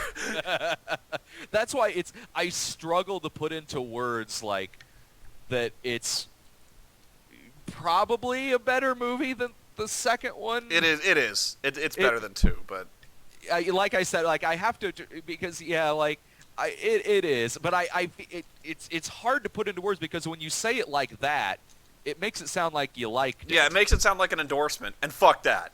Yeah, and I will say that yeah, the second one's worse. It is, but I still was more pissed off at this one. But again, like I said, because that's just because I didn't know what was gonna come towards me in this, and also the theater experience was also a lot worse this time because when I saw the second one, it had been out for a little bit, so I didn't see it with like a big audience. Oh, you didn't see it with a really pumped audience? Okay. No, I didn't. I didn't see it with the early pumped audience. This one I did. Okay, well, let me ask you this thing, because this is the complaint that I get a lot for what I said, and that was, you're thinking about it too hard. I just want to go to these movies to be entertained and see shit blow up. But there are good movies that do that. Yeah, like I was gonna like. Just because you don't like this one doesn't mean that you don't like any movie that only exists to be a popcorn movie. And there are good popcorn movies, and there are bad ones. This one is a fucking bad one. And I agree that there are movies, like if you want to see a stupid fucking movie that has a lot of action, I could name 1,000 movies that are stupid action movies that I love. Off the top of my head, just go out and fucking rent Crank. Exactly, Crank. Mm-hmm. Yeah. Yeah, okay, this movie, it exists purely to be a summer movie. But there are good summer movies. If you have fun with this movie, fine, but it's a bad example of this kind of movie. I just think people's expectations are so low, and they're so happy to have anything that says the word Transformers in it, that they're willing to just gobble it up. Because same thing happened with, and I'm not going to dwell on this, the Star Wars prequels. Yeah. People were so happy. People think that, like, now it's kind of accepted, like, The Phantom Menace sucked. Yeah. Okay? But that wasn't the case when Phantom Menace wasn't. first came out. People loved that movie. Loved it. It got reviewed well. It was critically acclaimed. People loved that shit. People were cheering at the theater. People applauded in the theater. And that's how I started doing what I do, was my first written movie review was The Phantom Menace. Yeah. Because I hated that shit. Oh, yeah. And I was like, you guys are just so happy to see anything with Star Wars in it that you don't even care. You know, you don't even care that it's got offensive stereotypes. It's written like shit. It doesn't make any sense. Mm-hmm. You're just gobbling this shit up because it has the word Star Wars in it. Same thing with the Transformers. Is, people are so excited to see Optimus Prime doing badass shit. Yeah. And for the 2 minutes that Optimus Prime is doing badass shit, people are willing to subjugate themselves to 2.5 hours of deep wang to get there. And I just don't get it. I will say, at least it's the case here in town. I agree. With the first one, I certainly agree. Like, the first one wasn't that widely panned of a movie, the first Transformers. No. A lot of people really ate that up. And admittedly, I haven't seen it since I saw it in the theater. There's not that much of the first one that I really remember, other than it had Drive by the Cars on the soundtrack.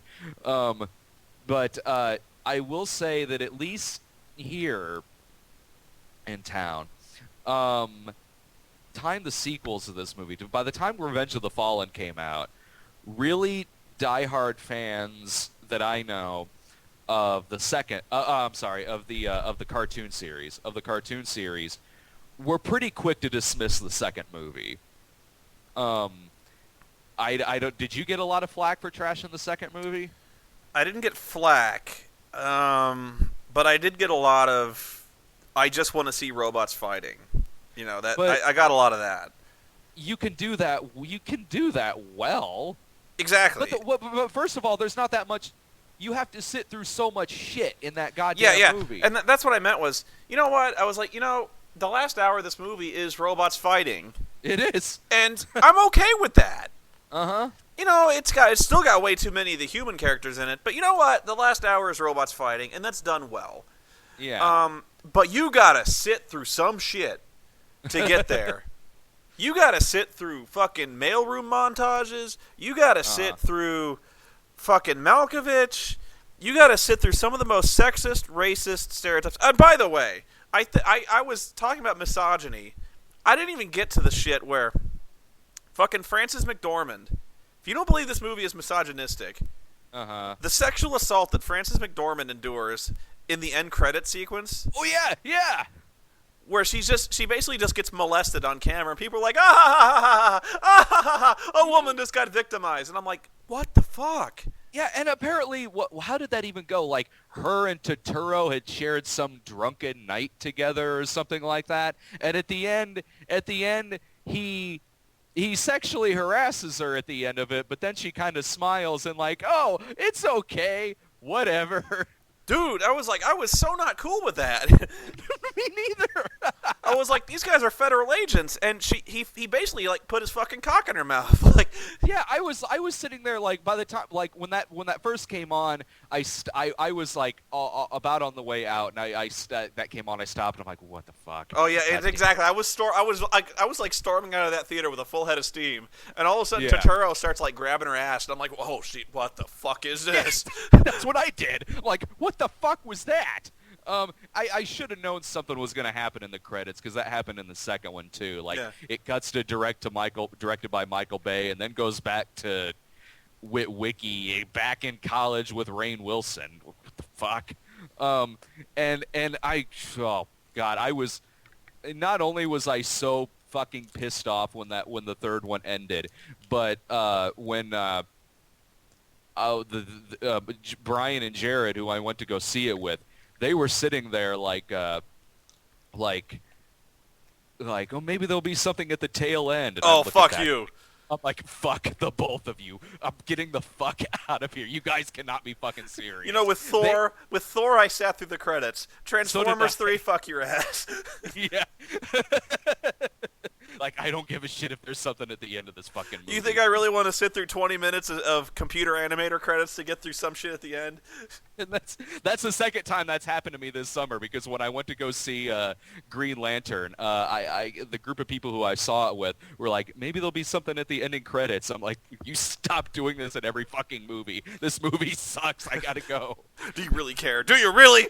Do you really fucking care? Oh my fucking god. I don't know. Chat room, I don't know if there was anything at the end. I don't care. I love Jared in the car saying what he said something like, I was about to say something like, I think I was about to talk about Deep Wang or something, and Jared kind of goes, looks at the camera and goes, oh, by the way, audience, spoiler alert. I'm like, what fucking spoiler will be in this fucking movie? Seriously. Like, the climax is Chicago getting destroyed. It shows that in the fucking trailers. The only thing that's a spoiler, and I don't fucking care, is Leonard Nimoy turning heel, turning bad guy. Yeah, there's that, but it's not a shocking moment by any stretch of the imagination. This was kind of funny, because I think I was so mad that it actually really swayed Brian and Jared's review of it. They just didn't want to disagree with you because you would have torn their faces off. Yeah. Fuck you! when we're in the car, I mean, you can see the look on Jared's face where he's, holy shit, he's mad. And you could hear Brian kind of laughing, like on the other side of him. When it got to the end, they're like, yeah, I guess it was pretty bad. I don't know. I guess I can't recommend it. And when Jared started saying, like, well, I don't know, I kind of thought it was sort of fun, and he saw that I was probably about to... You shot him this look, like... So I'm like, I came home and like Jillian watched the video, and I'm sitting here, I'm like, don't let these fuckers fool you. They were having the time of their fucking lives in that movie.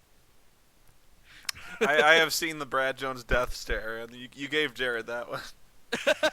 You're like, don't you say it. Don't you... Like, don't you fucking say it, man. And he's like, I thought it was kind of fun, and I look, and I'm like, what was so fucking fun about this fucking movie? What was so funny? What was so fucking funny about this movie? Now go get your fucking shine box. Motherfucker! Here's your fucking pen back. Oh, shit. By the way, where the fuck did Shockwave come from? Where was Shockwave in the movie? The guy riding the fucking worm. Oh, okay. All right. Apparently he's here now. Yeah. Like, he would have really come in handy the last two movies. No, this big fucker with like a 5-mile long worm he rides around on. Oh, well, he's got this now. Is he, like, because when Jillian watched you and Miles's review with me, and once Miles had said Shockwave and Worm, she sat there like she hasn't even seen the movie. She hasn't even seen the movie yet, and she's honestly about as pissed off as I was leaving this movie. I think she's gonna go see it this weekend. Oh Christ! Don't let her do it. She actually just saw the second one, like yesterday. Did she like it? Oh God, no. Okay, because I was like, you gotta leave her, dude. I'm sorry, honey. I will be finding a new pair of big box model breasts. Thank you very much. I was like, I don't mean to tell you this, dude, but you gotta kill her. So she knew the second one was bad. She didn't want to. She's an encyclopedia of knowledge on the Transformers. Oh really? She is, oh yeah. Jesus! If she I don't even know shit about Transformers, but if she's seen the first movie, the animated movie, oh my God. Oh yeah, she's a beacon of knowledge when it comes to the Transformers. She's a huge Transformers fan. Not the movies, the 86 movie, the cartoon series. She's got all of that. And so she hadn't seen the second one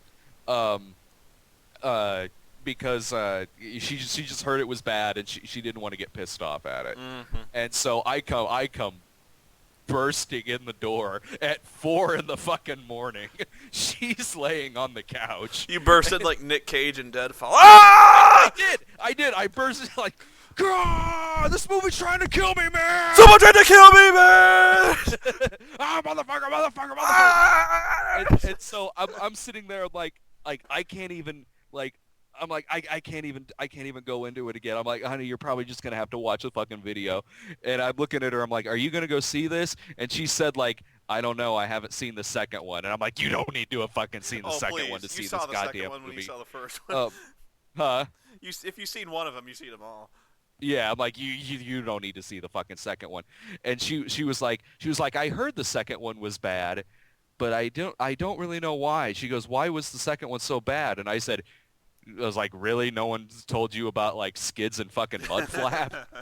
And she's like, skids and who? Who the fuck is that? I go to YouTube. We gotta load this shit up. Do it. I do. I fucking load this shit up. I'm like, oh honey, come here. I load it up on YouTube. Surprisingly, not that many skids and mud flap clips on YouTube.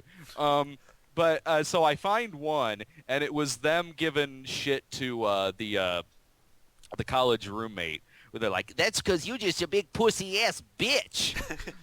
And she's sitting there. Decepticons. Yo, what's up, man? We ain't much for reading, yo.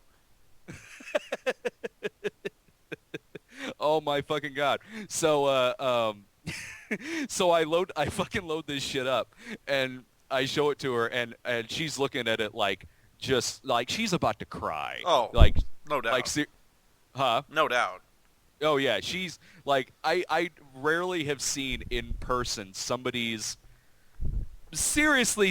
childhood getting anally raped. Oh, right in front of you. Oh yeah. Like she just looked mortified, and then I had to say to her, I was like, these two characters right here, this is a 2 minute clip. They're in the whole movie. Yeah, I said they're in this movie more than Optimus. More than likely, yeah. They are in the movie more than Optimus. Oh my god. They are in the fucking movie more than Optimus. Oh. Optimus like dies. Yeah, you're right. Yeah. And then comes back at the end, and so she watched the riff tracks of it. I'm like, if you want to sit down and watch it, honey, I mean, you're gonna be mad. I mean, you're gonna be really fucking mad. But I mean, I have the riff tracks if you want to see it. So earlier she watched the riff tracks and just wasn't even the that. riffing's not helping. The riffing, like, it might as well have just not been there. Well, then this fucking movie is like, it's on the same intellectual level. Seriously, like, the audience for this movie is on the same intellectual level as if you ever saw South Park when they watched the Terrence and Phillip show. Yeah. It's the same fucking audience. Like, or Idiocracy when they go see Ass. You go see theater. Ass. Yeah. But this movie made me mad because it deep wanged like other movies that I liked. Oh, Wrath of Khan? Right, it deep wanged Wrath of Khan. Wrath of Khan, yeah, you and I had the same thing too, where we thought of Inception. But by the way, if you watch the trailer, if you go to YouTube and boot up the trailer, they do the Inception thing with the Yeah. I fucking noticed that when we saw the trailer when we saw the trailer in the theater. I'm like, they're doing fucking Inception? Yeah, the building's crashing around and they're sliding around the building and I'm like, fuck, Michael, I saw Inception. That was a really good movie. This is a piece of shit, but I didn't know that a fucking glass building like that could lean at that angle for so fucking long without collapsing. But what other movies did they deep wang in this one? They fucked Wrath of Khan. And by the way, fuck you, Michael Bay, because they really did trot fucking Leonard Nimoy in to say his line, and completely just miss the point entirely of the purpose of that line, and not only say the line, say it completely out of context, for no reason. For no reason. For no other reason than it was just Nimoy. And I was sitting there. That actually, it took me a second because I was already furious watching this goddamn thing. And I'm sitting there like, a lot of this is pretty hard to take. And he says that line, he says it, and then about a second goes by, and I kind of sit back and I'm, wait, whoa, what the fuck did I just hear? I think I leaned over to Jared. I was like, did I hear that? Did he seriously say Wrath of Khan? Jared's like, oh yeah, he did.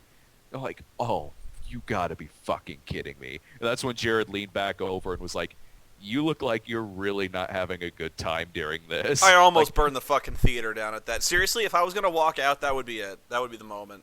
No, actually, honestly, if I was gonna walk out, if you were a paying customer, let's just forget the fact that you're a critic, you know. Yeah. And you were kind of seeing this ironically. Yeah.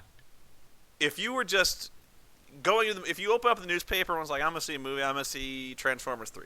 Fuck it. Yeah. You went to see this movie. When would you have walked out? I can tell you right away when I would have walked out. It would have been when the Chicago fight started. When it started, really.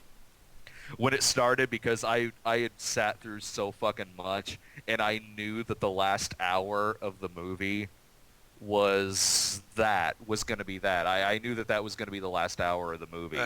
And so I was seriously sitting there like, man, I don't know if I can take another hour of this shit, because I know it's not going to be just a fight. There's going to be shit here that's going to piss me off. There's going to be comic relief that's thrown in out of fucking nowhere in context to nothing that's going on. I know this is, and it's just going to be this onslaught of just tearing apart Chicago, and it's going to be so fucking tasteless.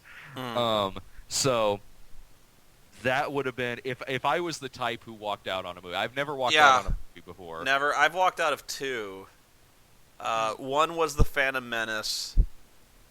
I walked out of that when I saw I saw the premiere. Yeah. I actually walked out of the premiere. Nice. And I walked out of Corky Romano. Why did you go see that? Why did you go see Corky Romano? I don't know. I don't know why I saw that. Well, the trailer for it had some good 80s tunes on it, I guess. So I really don't know. It must have been like one of those things where nothing's playing, and I'm just like, I'll fucking go see Corky Romano. It's got the Roxbury guy in it. I walked out like 30 minutes in, but at this point in my life, I can't walk out on anything. I can't. I've never walked out on a movie before, and any time that I would be close to walking out on something, I would sit there and be like, no, this movie's not gonna get the fucking satisfaction. Yeah, of being... I guess it's not a fair question because you have a superhuman tolerance. I mean, you watch shit that nobody else would watch, and so I watch shit to a lesser degree, but I have walked out of movies, and I honestly don't know if I would have walked out on this one after. I don't know if I can play the same game, the same kind of hypothetical, like if I just picked this movie out of nowhere and walked in, because the moment I was really dreading were the parents. Oh, yeah. When she's talking about his cock? Yeah. And had I not seen the parents before, I probably would have suffered through it, but if you gave me, like, if you're like, let me put this new hypothetical, like, if you said, Spoony, I'll pay you $100 if you sit through this movie, but if you walk out, you get nothing. When the parents showed up, I'd have walked. I more or less fucking do that with like Jake and Jared. I'm like, guys, I will give you $20 to go see Mr. Popper's Penguins, so I could fucking film it for my amusement. Yeah. So yeah. I think that's a better example. Like, seriously, if it just came down to pure entertainment and you were like, Spoony, I'll give you $100 to watch this movie. When she's talking about his cock, I'm like, no, fuck it. It ain't worth it. And what's the book she gave him? Girls Come First? Yeah, She Comes First or something like that. Yeah, that's it. I'm like, no. Mom, what are you doing? Oh, God damn it, Mom. I don't know what's... There was also no reason why they were in the second movie. No. But in the second movie, they forced them into the action scene at the end. They get captured for no reason. Yeah, and there hostages. is no reason why they're there in the second one, but they are forced into that action sequence at the end. So they are pointlessly within the action of the movie. In this one, there's not even that. They're on some bus tour. They are there solely to drive Sam to his job interviews. Yeah, and which, that's it. Again, that's it. They're driving him towards something that shouldn't be in the fucking movie in the first place. So you have useless characters who are only leading a character to more useless characters. I just there's so and really, if I hadn't walked out during the parents, I would have walked out of Deep Wang. When he has him pinned in the bathroom stall for the obvious pandering homophobic humor. Uh-oh. I think I lost Brad.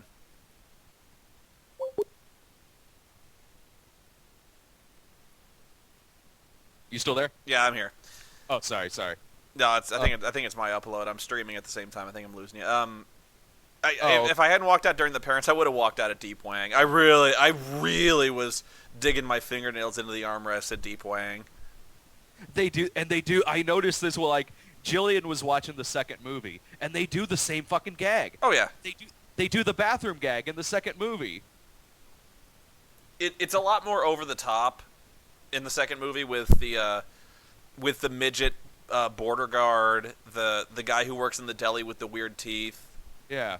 It's a lot more cartoonish, Mm-hmm. but even here, it's almost worse that it's less cartoonish in this movie because it really just comes across as childish and hateful. It's when John Malkovich sees them wrestling in the bathroom stall and he's like, I don't care. I'm just like, oh fuck you, Michael Bay. Yeah. Fuck you. I just this is so. Yeah. The fucking Jimmy Wang. Yeah. Yeah, James Wang. James fucking Wang. This really cracked my shit up. Was it your theater or your brother's who they had shirts that said "I Heart Shia"? Oh, my brothers. That blew my fucking mind. Yeah, I was like, what? Really? Like, I know that this guy has an audience. I mean, I know that there are some people out there, I guess, who like him just fine. I've never thought of him as like, not that I would, but I don't even know anybody who does, who thinks of him as some kind of sex symbol. I don't get it. I mean, he just looks like a geek. Yeah. You know, and I could see why women would like geeks, but I don't see why he's a sex symbol at all. To the point to where these people show up treating him essentially like fucking Edward Cullen. Yeah, I really don't see people harboring sex fantasies. Like, even Edward Cullen, I get it. Mm-hmm. Like, I no homo, but I get it, you know? Like, I'm in a really awkward position now. Anyway, No, I know what you mean. I don't even know what... Go ahead. Huh? Go ahead. I'm out of things to bitch about. Oh, fuck. What else fucking... Shia LaBeouf, he's one of those actors where I've seen him in a couple of things where he's been fine, but he's one of those actors where when he's unlikable, he's really unlikable. He is... When you don't like the character he's playing, he's insufferable. I don't think he's ever been as unlikable as he was in this movie. No, I agree with that. He's never been as hateful as he is in this fucking movie. Not even in the other Transformers movies. He's really... And I know we're going back to this, but if you watch the scene where he's trying to get into the Department of Defense or whatever it is, and he's talking to that guard, and he's really berating the guy, and he's acting all petulant, and he's like, I warned you, and you wouldn't listen. I don't answer to you. I answer to Optimus. No. And like, oh my God, shut the fuck up, you know? Like, why do the bots like this fucking guy? Why does his girlfriend like him? Because he comes across as jealous and full of rage. Because every time she sees him, he acts like a douche to her. That's one thing that really got me too. When the only human actor in your movie who doesn't completely embarrass himself and comes out of it with maybe a fraction of some kind of dignity is Patrick fucking Dempsey. Yeah, honestly, yeah. He was probably the most likable character, and he's the bad guy. He's the fucking bad guy. And I'm so not a Patrick Dempsey fan. When the only actor in your movie who comes out of it with a shred of dignity and actually plays their part fine is Patrick fucking Dempsey. Well, I'll tell you why. He's the only character, the only one, who's not comic relief. Yeah, he isn't. He's not comic relief at all. He's playing the part as a regular kind of action movie. He's villain. the only character with any kind of arc and with clear motivations. And he does it well. He did it well. Now, don't get me wrong. He's still two-dimensional as all hell. Well, yeah, But he's playing. at least you know what he wants. Yeah, I mean, he's playing a standard action movie villain, which in these movies is kind of saying a lot, because you don't have a standard action movie villain in these fucking movies. You have characters that only exist to do fucking comic relief. I guess my main point is this. When it comes to... I mean, you can kind of sum up the whole movie this way. When Patrick Dempsey is the bad guy... Yeah. And he gets more screen time, far more screen time, than Megatron. Yeah. In Transformers! Uh-huh. You got serious priorities. Well, it's the same on the flip side. On the flip side, it's the same thing. Sam Witwicky has more screen time than Optimus Prime. And that's just simple math. You know, that's just really something you need to get out of the way in scripting. Because when Transformers don't star the Transformers, you got a problem. Yeah. Here's some examples of, like, let's see if we can fuck up movies that have really hard to fuck up premises. X-Men. Yeah. What if we had an X-Men movie where we followed Senator Kelly through like 2/3 of it? Yeah. And we just talk about the X-Men. We never see them. He's like, oh, those X-Men. Fuck those guys. We got to have them registers. And then they kind of show up at the end, and they fight, and that's your X-Men movie. Or like RoboCop. What if we had RoboCop, but for the first, like, we just followed the Clarence Boddicker. I don't fucking know. You're, the Muppets. The Muppets. We followed Brendan Fraser for like an hour. Oh, yeah, like the Looney Tunes movie. The Looney Tunes movie. We'll follow Brendan Fraser and Jenna Elfman. Yeah. Do you think the series is going to be rebooted? Rebooted? No, I think it'll keep going. It's making enough. It's making a shitload of money, hand over fist, dude. You think they're going to make more? Oh yeah. Yeah. There's no reason to stop. Yeah. I mean, I know, like, I'm probably giving. In fact, I know I was giving him way too much credit. If Michael Bay was any kind of credible director, usually they stop at a trilogy. But yeah, I agree with you. I think he's going to keep going. There's no reason to stop. With as much money as he's demanding every film, and as much box office as it rakes in, and it's just it's from a sheer financial standpoint. If you just look at the raw numbers, I wouldn't stop. Fuck that. I think Shia LaBeouf came out and said he didn't want to do anymore. Well, you don't need him. Oh God, no! Of course not. Oh, Jesus Christ! And again, this ties into the idea, like, why don't we need him? Because it's about Transformers. It should be about Transformers. It's about the fucking Transformers, but with Michael Bay behind it. I mean, you guys put it best when you said he thinks we like these characters. Mm-hmm. So if he keeps doing them, whether or not Shia LaBeouf is in it, he's still going to throw out useless fucking human characters, and that's what the goddamn movie is going to be about. Somebody in the chat room says, describe Sam Witwicky without explaining his physical appearance or his job in the movie. I can. He's a whiny, melodramatic pissant who has a Napoleon complex and severe anger management issues. I can sum up his character. Oh yeah, he's the most unlikable lead I've seen in an action movie in a long fucking time. A long fucking time. God, what? I think we pretty much nailed this one. And one other thing too is the fact that Bay coming out and saying, you know, this will be better than the second one. You'll like this better than the second one. You can't come out and say that okay, maybe there were some mistakes in the second one. We'll do it better in the third one. You can't come out and say that when you've got the same writer as the second movie.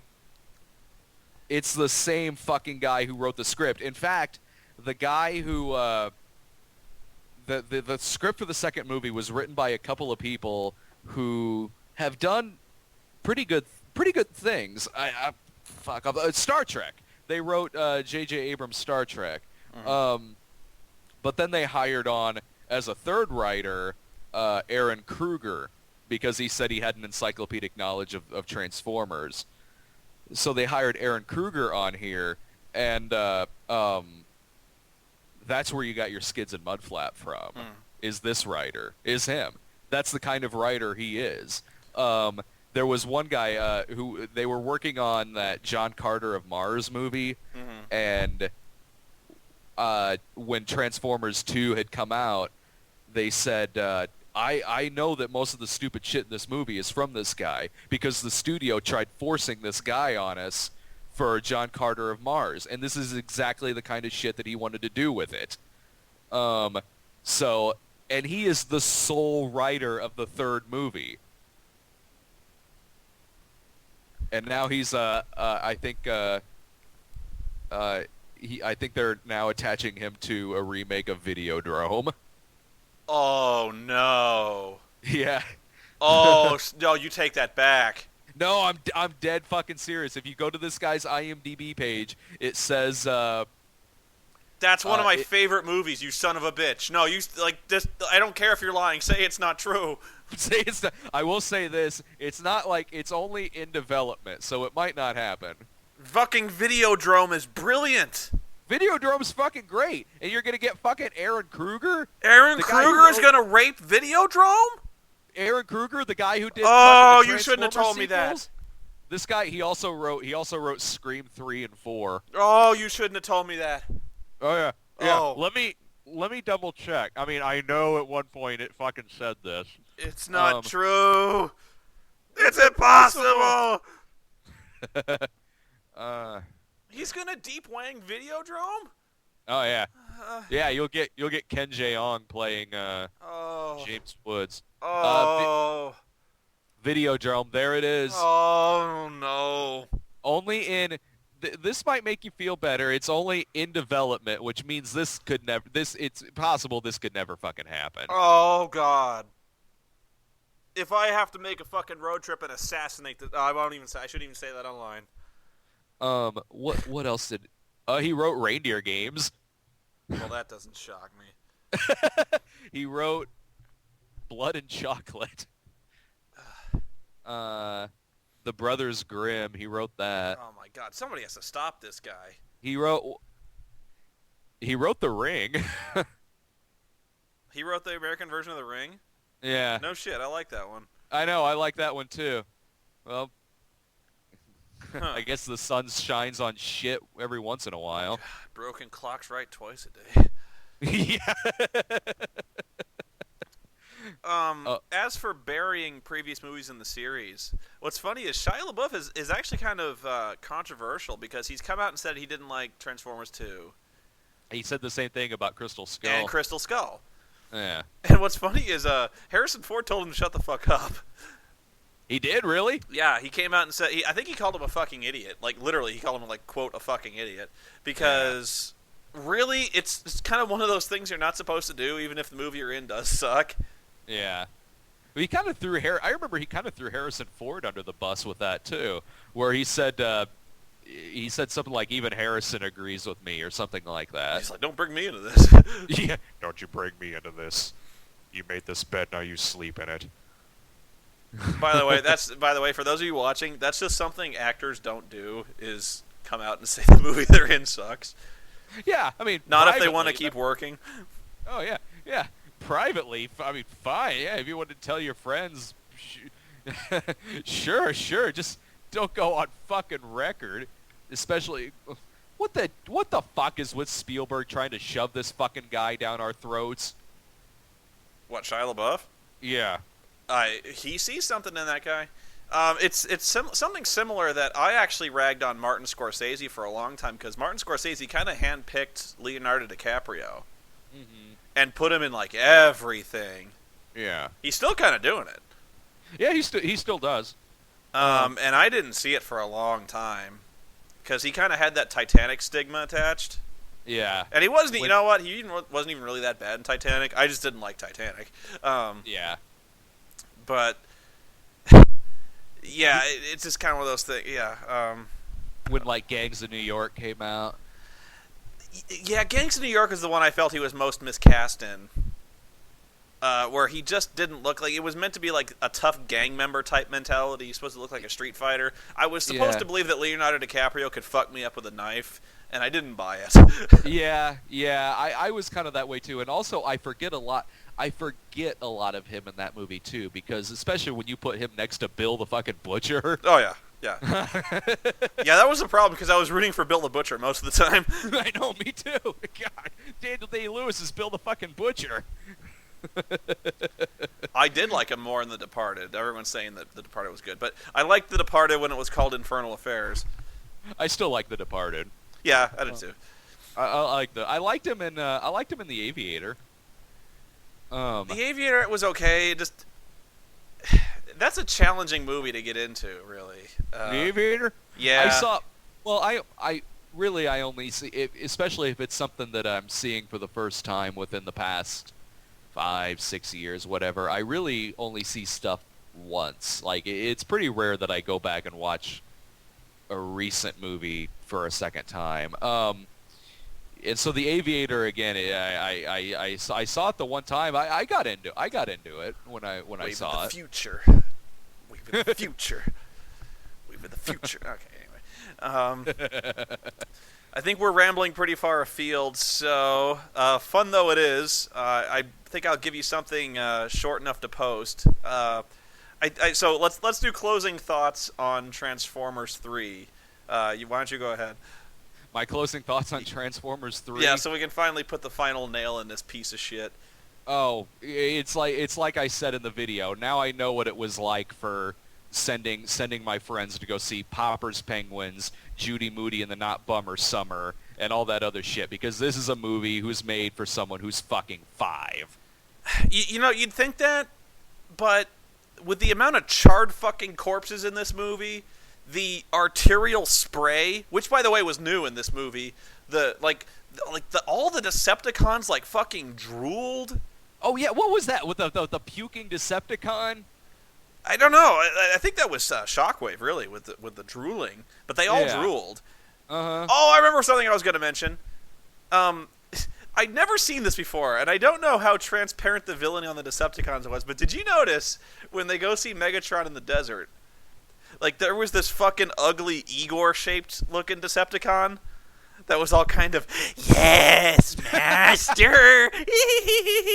And I'm like, really? We've got a guy whose job is to twiddle his fingers and go, yes, master. They're Optimus. They're Castle.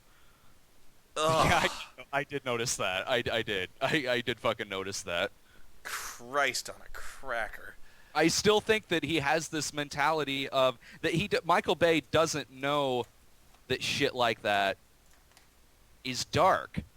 That he doesn't know that, I mean, you mentioning the corpses in the street, he doesn't go into that thinking that he's shooting something dark. He's going into it thinking that he's just playing with his toys, like a kid.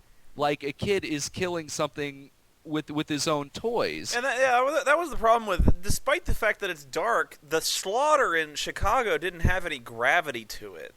No, it didn't. Because for instance, let's just take, for instance, those guys who are, like, parachuting into the city, or the guys who are sliding down to certain doom in the building. You know, you see guys getting shot out of the air, or guys falling out of the building to their death, and they're all so anonymous. Yeah. I'm like, a guy falls to his death, I'm like, do I know that? I don't think, fuck that guy anyway. Even if I knew his name, I wouldn't care. Like, yeah. I didn't know who the fuck he was. I know the scene you're talking about, but it was one of those situations where when that happened in the movie, everyone at that point, at least the main ones, all were falling. There would be some point where they would fall from some great height, and then, well, Ken Jeong excluded, but and then they would get swooped up by one of the Autobots and they would get saved. So when this guy died, I was kind of like, well, I guess that was a nobody character because nothing swooped in to save him. I guess that guy's fucking dead. I was talking about something else. Oh, the fucking Igor, the fucking Igor Decepticon. Yeah. I don't even know. I guess my closing thought is just kind of a plea to the audience who watches this movie, and the people who tell me to lighten up, or the people who tell me I just want to see shit blow up. You know what? Fine. There's a place for that. Yeah. And there are good movies that do that. Mm-hmm. And you deserve to see those movies. You deserve... I mean, there's a certain amount of tradecraft, even in storytelling, even in stupid movies, that present to you the violent shit you want to see. Yeah. And this is not that movie. No. I guess my final word on that is, if you like Transformers, any of these Transformers movies, consider this. If you're at least hearing the complaints that I'm throwing out, the unfunny characters, the offensive stereotypes, the blatant misogyny, the rampant jingoism, and the completely fucked priorities, ask yourself, did you really care about the human characters? Yeah. Did you really laugh at the comedy, or were you just kind of uncomfortable? And don't you think, if we focused on the Autobots and told a simpler, streamlined story in 90 minutes... Yeah, that's 90 minutes long. Don't you think that as good as you think these Transformers movies were, they could have been so much better? Yeah. So much better. And this, you're satisfied with this. You really shouldn't be. And if you are, frankly, I feel sorry for you. Why would you take this over something that would actually be a Transformers movie? I just think, even if you wanted to see shit blow up, even if you wanted a Transformers movie, you could have found someone to do a better job than this. And trust me, if you watch the animated Transformers movie and put it side by side with this, it's not even close. Yeah. It's not even comparable. Mm-hmm. And I guess that's all I got to say about that. I agree. I agree with everything. I agree with every point you've made on this movie. And we don't often agree, by the way. So, chat room. In fact, oftentimes we are at odds. Anyway, yeah. So you can stop recording if you want. We can still talk, but. Oh sure, yeah. Yeah, I think. I mean, I think this was probably the most we've ever agreed on something, because we said about the exact same points in both of our videos, right down to the Challenger explosion. Oh, honestly, and that was before even my time. The Challenger explosion, and I was offended by that. Yeah. Just not cool, I was like, somebody posted a comment in my chat room, like, what's funny, in the next movie, they're going to have a gigantic Decepticon cannonball in the Pacific Ocean, cause a tsunami, and flood Japan. And I'm like, oh, that's not cool. And yet, I can see it happening, You know what I got to tell you about this. I got a package in the mail today that was from Japan. A lot of Japanese Kit Kats, some drinks. Oh, somebody sent you Japanese Kit Kats. Cool. A bunch. They sent me a shit ton. One of them that's cheddar cheese flavored. Yeah, that was the one I was always wanting to do, kind of my own tries video, and that was the one thing that attracted me. Was there's 65 flavors of Japanese Kit Kats, and I could only find 5. There's the easiest ones to find are the green tea. Yeah, there's really common ones, but there's some really weird Kit Kat flavors. I wanted to get those, but you got those. That's cool. Oh yeah, I got it. They sent me just a box full of those. So it came with a note. It came with a note from this lady who sent me about 3 boxes worth of stuff from Japan. Really cool stuff. And the note says, Brad, here's some odd treats from Japan. This is one of 3 boxes I'm sending. This is the only box with food. The note was just in one of the boxes. This is the only box with food. The other 2 will have a selection of drinks. I hope there's something in here that doesn't make you gag. And then it says, P.S. I would have sent this all earlier, but, you know, big fucking earthquake. Oh. Like, oh, good God. Save Like, your well, money. Yeah, it's like, shit, go, thank you. I bet Jillian just kind of gave you this little sigh, because I know she's tired of it. She told me, she's like, Brad has so many things for Brad tries. She is. I don't get as much stuff as I used to. You got to get that done, man. Start eating. I know, right? I gotta fucking start eating. Shit, and I'm trying to lose weight too. I'm shooting one. I am shooting one tomorrow. I'm gonna get rid of some stuff tomorrow. I'm shooting one tomorrow on that Orbits drink I showed you. That looked like a lava lamp. But yeah, oh god, she most of it's in the basement now. But I felt so bad for her, because for a while there the stuff was just piled like in our kind of main room and over like towards the front door.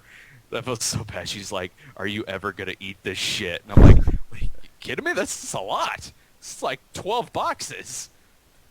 So that's a lot of that's downstairs. Yeah, chat room, I don't think you're going to see me do a Spoony Tries thing, mostly because that's Brad's thing. I don't want to... I mean, I know he wouldn't mind probably, but I still... Oh, I wouldn't mind. I really... Honestly, I don't think it'd be that good, because I wouldn't be able to eat... I kind of have kind of a queasy stomach about that kind of thing.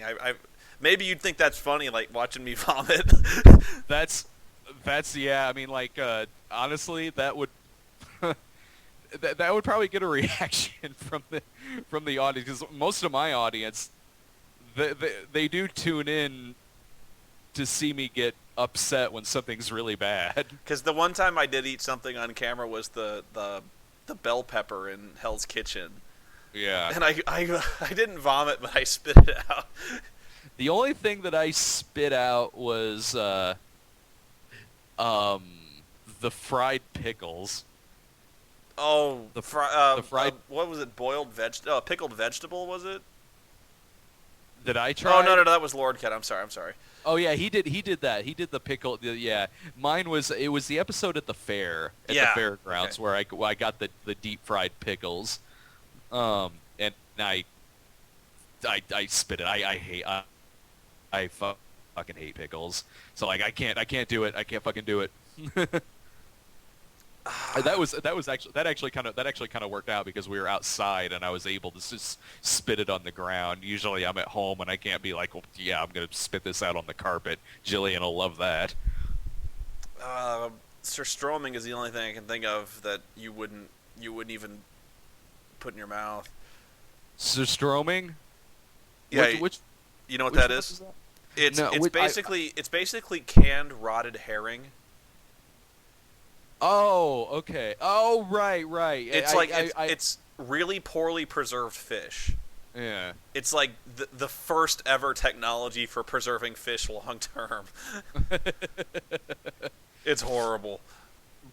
Oh God, I remember him telling me about that. I remember Lord Cat telling me about that, and I knew the name, but I couldn't remember off the top of my head what it was. Did you try it with him? No, he was gonna bring it to, I think it was MagFest. He was gonna bring it and he forgot. Yeah. I would have tried it. I'd have puked all over the place, but I would have tried it. I'll have to think of something. I'll have to think of something else to bring. Did you ever find out if 8-Bit Mickey ever got maced? He didn't. Because he kept asking, he's like, Spoony, I want you to mace me.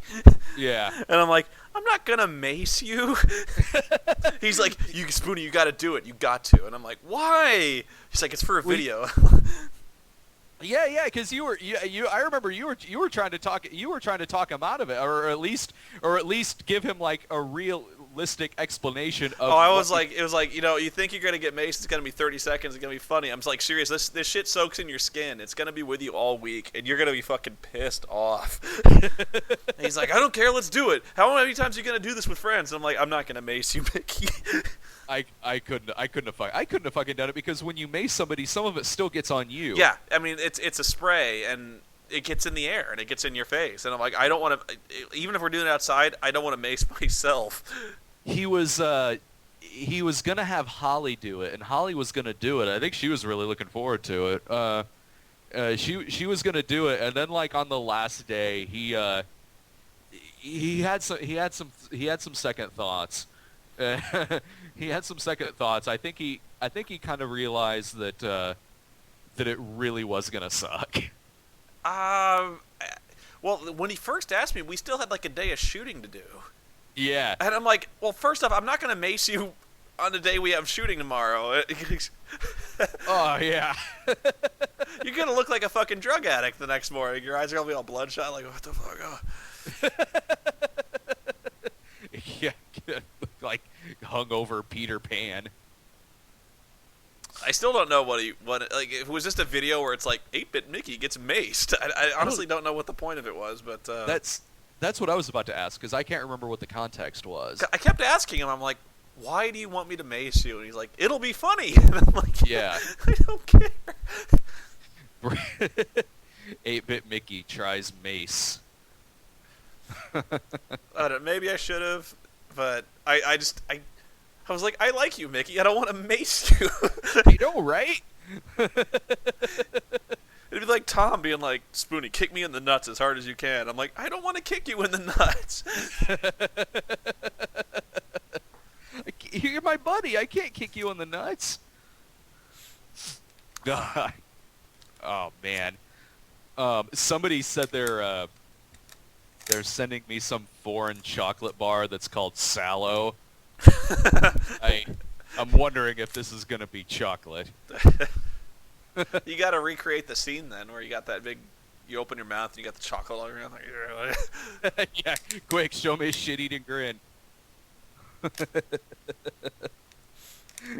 Oh, man. So did you get any, I haven't read your comments on your site. Did you get any feedback on Human Spider? Oh, yeah, it was really positive. Okay. Yeah, it was really, really positive. I got yeah, it got a good amount of comments. I can't remember what the total was, but I mean, for my site, it was really, really good. But yeah, again, like yours, people thought it was a real movie. People thought we were actually gonna make it a movie. People thought it was a real movie. Like oh no. That it was that we had made a 90-minute movie on the Human Spider, because I started getting comments. Like, when are we gonna see this? Huh? When are we gonna see this? Right? Yeah. Oh man, I can't wait till this comes out. Holy shit, this is gonna be so good. I think we worked that joke for all it was worth. 90 minutes would have been pushing it. God, it would have been just a comedic reenactment of the movie. I guess we could have gone like shot for shot with. I guess it really, all it would have really cost us is time. I mean, the first one's not exactly an effects movie. It really wouldn't have cost us anything, I guess. I guess given time, I could have written like a Zucker style parody of that kind of movie. Yeah, something that's really off the wall. With I really would have kind of made it almost. I hate to say like what Freeberg and Seltzer want to do with their movies. Yeah, which is basically rip off the Zuckers. With kind of like Airplane. I can imagine doing like a genre film that's kind of wacky like that. But I don't know. I still wouldn't use Human Centipede as the basis for that. Are you gonna do anything with the raw footage? I got the outtakes. I haven't posted those yet. I keep putting Suburban Nights. I kind of thought it would be weird if I put Human Spider outtakes over that. I do have outtakes. It's like it's like 4.5 minutes. It's not maybe as many as you'd think, but nice. Like the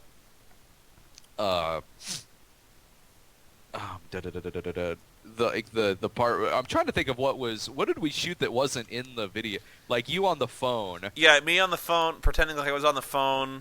The scene where you go, like Brian's like, this guy's kind of creepy, and you're like, please, I'm not walking all the way over there. And we look at the next side, and those were like really the only scenes I cut.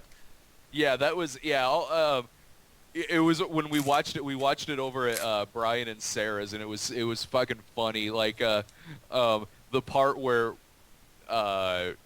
you say feed, and Brian is grabbing the grass like Sarah was sitting there like just like, good God. She goes, I'm sorry, that's legitimately disturbing. Like, yes. I was actually kind of worried though. Continuity, the shot continuity is kind of wacky, where I'm dancing around in the background, and then when you're doing the reverse tug of war, I'm just kind of standing there. So the continuity is not great.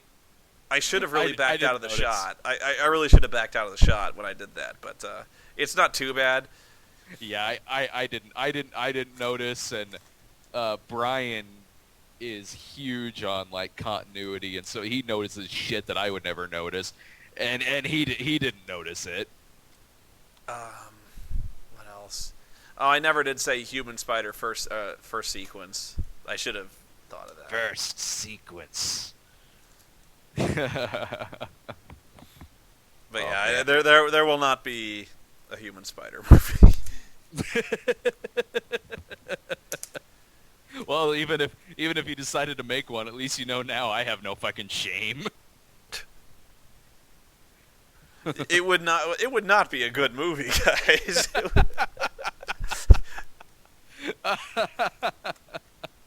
Really, how long could you watch Brad and Brian just ass to ass, looking uncomfortable?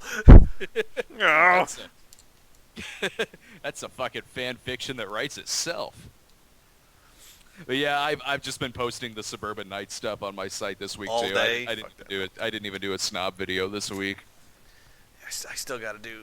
Final Fantasy X-2 is taking longer than I thought. I'm going through all this footage. I hope people. What do I think I'm gonna be done? Jeez, I don't know. I promised about a week ago. It'd be 2 weeks ago. 2 weeks from now. I'm hoping around July 14th. Yeah. I don't know. Yeah, I'm gonna get of course it only takes me like it takes me far less to do like a movie than it would like it's something like Final Fantasy. Yeah, the game is a problem. Especially Final Fantasy. The reason those have always taken so long is because they're really like 40-hour games. You know, you got. Oh yeah. So I've got to get the footage. I've got to catalog all the footage and take notes on all the stuff that happens, because it's really hard to comb through all that footage for a specific moment. You know. Yeah. Well, now I feel bad for getting annoyed when a movie I watch is over 90 minutes. Jesus. So yeah, things might slow down production-wise in terms of just game reviews, because I've got like, there used to be a problem. I didn't have all that many games to go through. I had a lot of bad games. I just didn't know what to do. Now I've got Ultimas 8 and 9. I've got a Super Nintendo Ultima. I've got Final Fantasy X-2, Final Fantasy 13. I've got all these games on my plate, and they're all RPGs. No.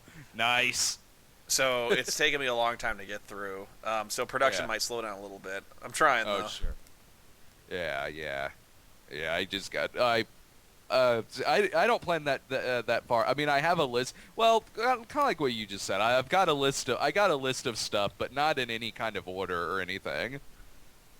The next thing I'm doing once Suburban Nights ends is there's an adult flick from the 70s called Night Dreams that's got a scene where a guy is dressed up in a giant cream of wheat box and is getting a blowjob.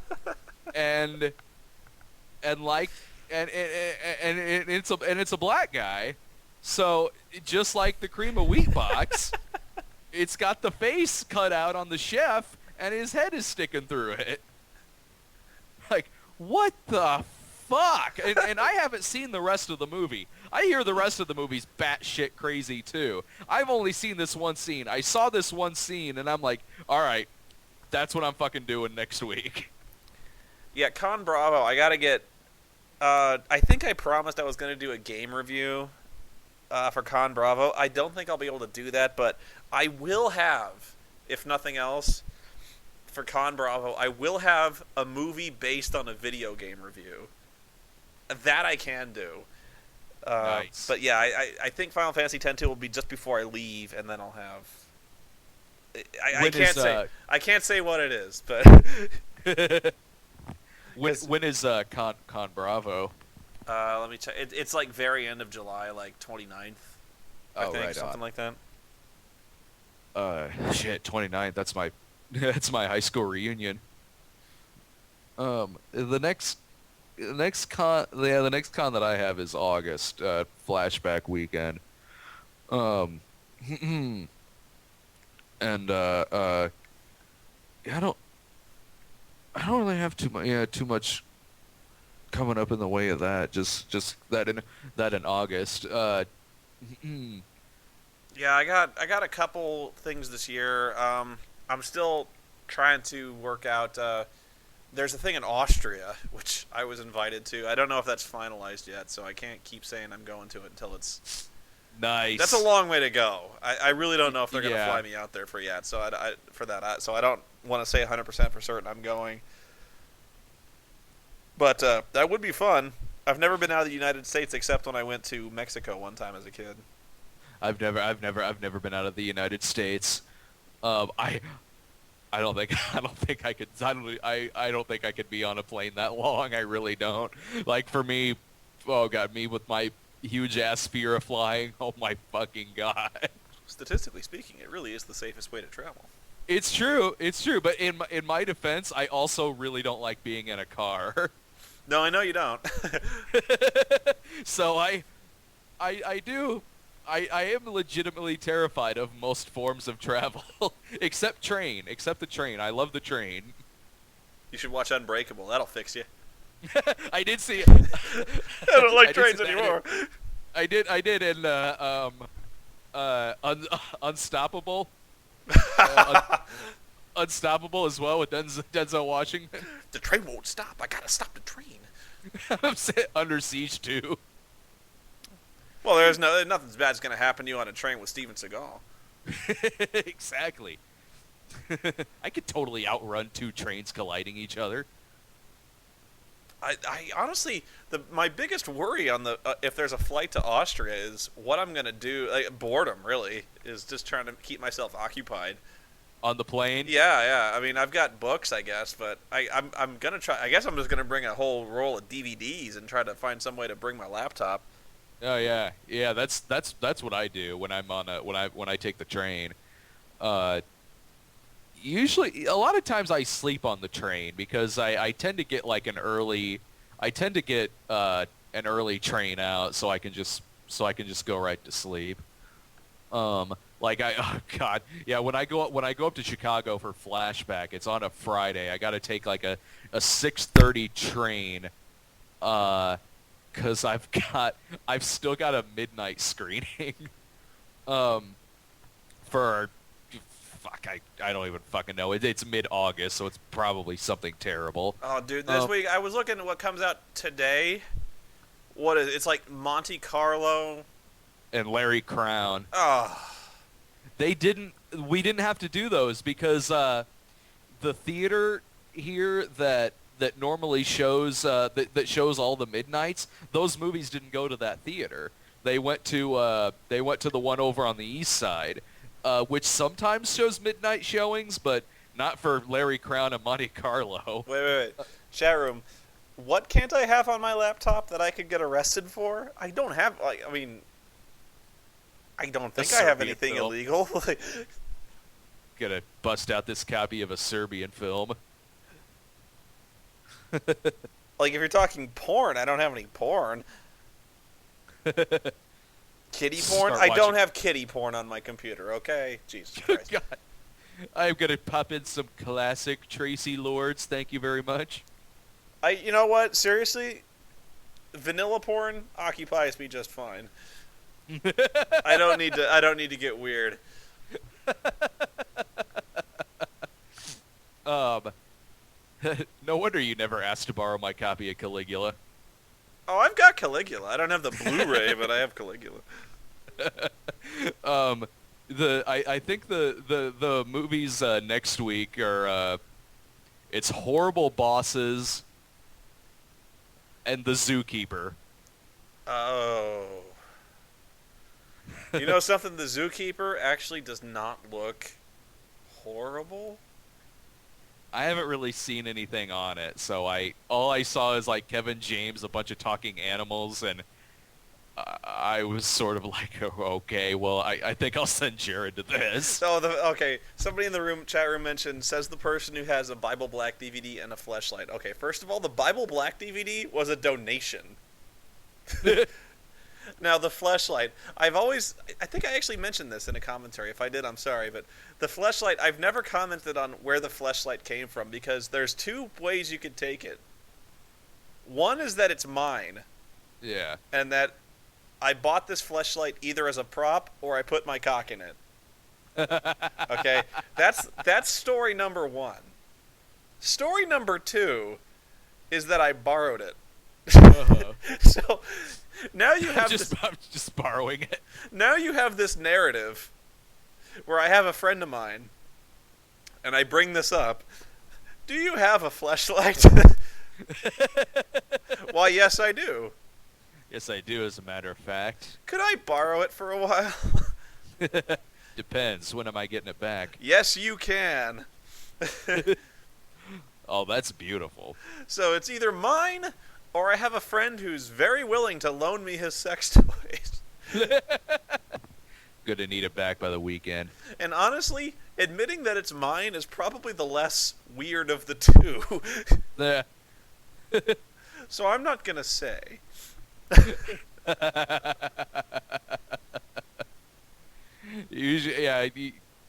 Usually when I get asked about something that's in the background or something, it's my wife's.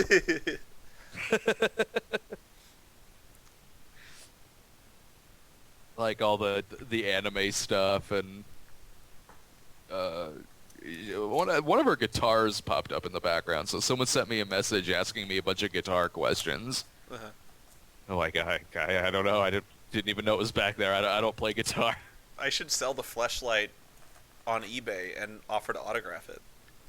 Yes. So it'll be the official Spoony vagina.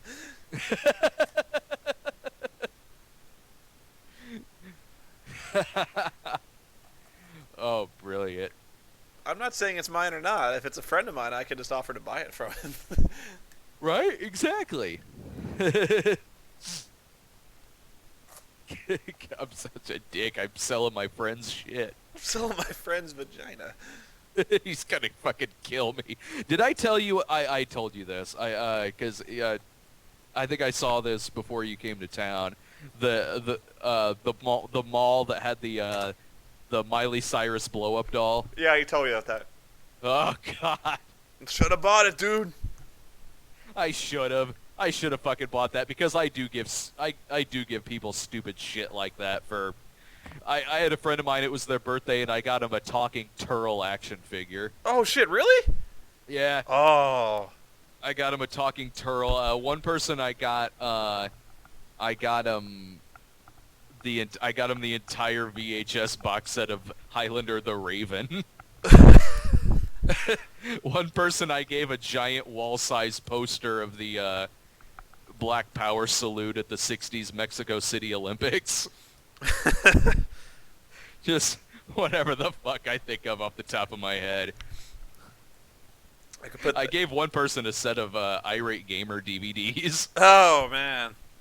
Look at all these breakfast cereal flavors. Holy shit. The balls that guy has to make DVDs. I could never get away with that. Neither does he. Like, a friend of mine put on the DVD, and all the copyright shit is still on there. You think for a second I would get away with that if I tried to do a DVD with the shit I do? Fuck. Oh, fuck. Oh, I had to take down my Grizzly 2 video. Oh, it got flagged? What happened was, and this one I sort of understand. I mean, I got a really nasty email from the lady who produced it, and it's the only fucking movie she ever produced. She was vicious. She was really, really mean. Anyway, saying like, she's like, take it down, blah blah blah, and then she got my phone number. She called you?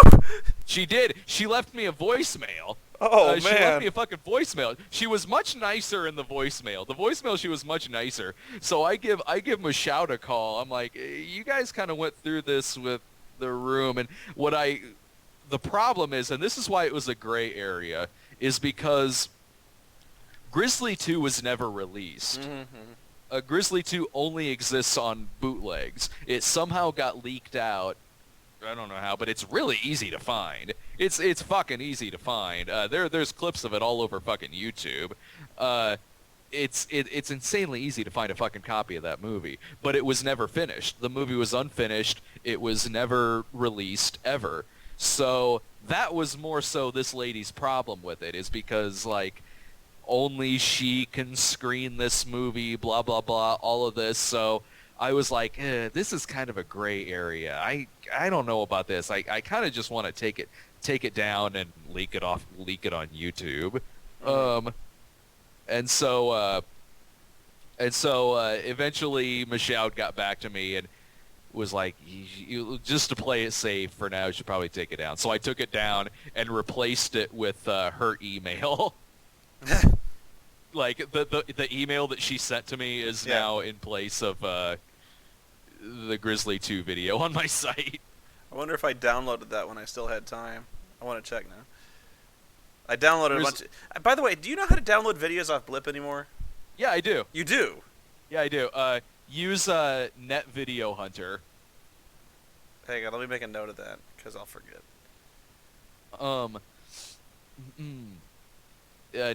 I believe, like netvideohunter.com or something, but that's that's how. Yeah.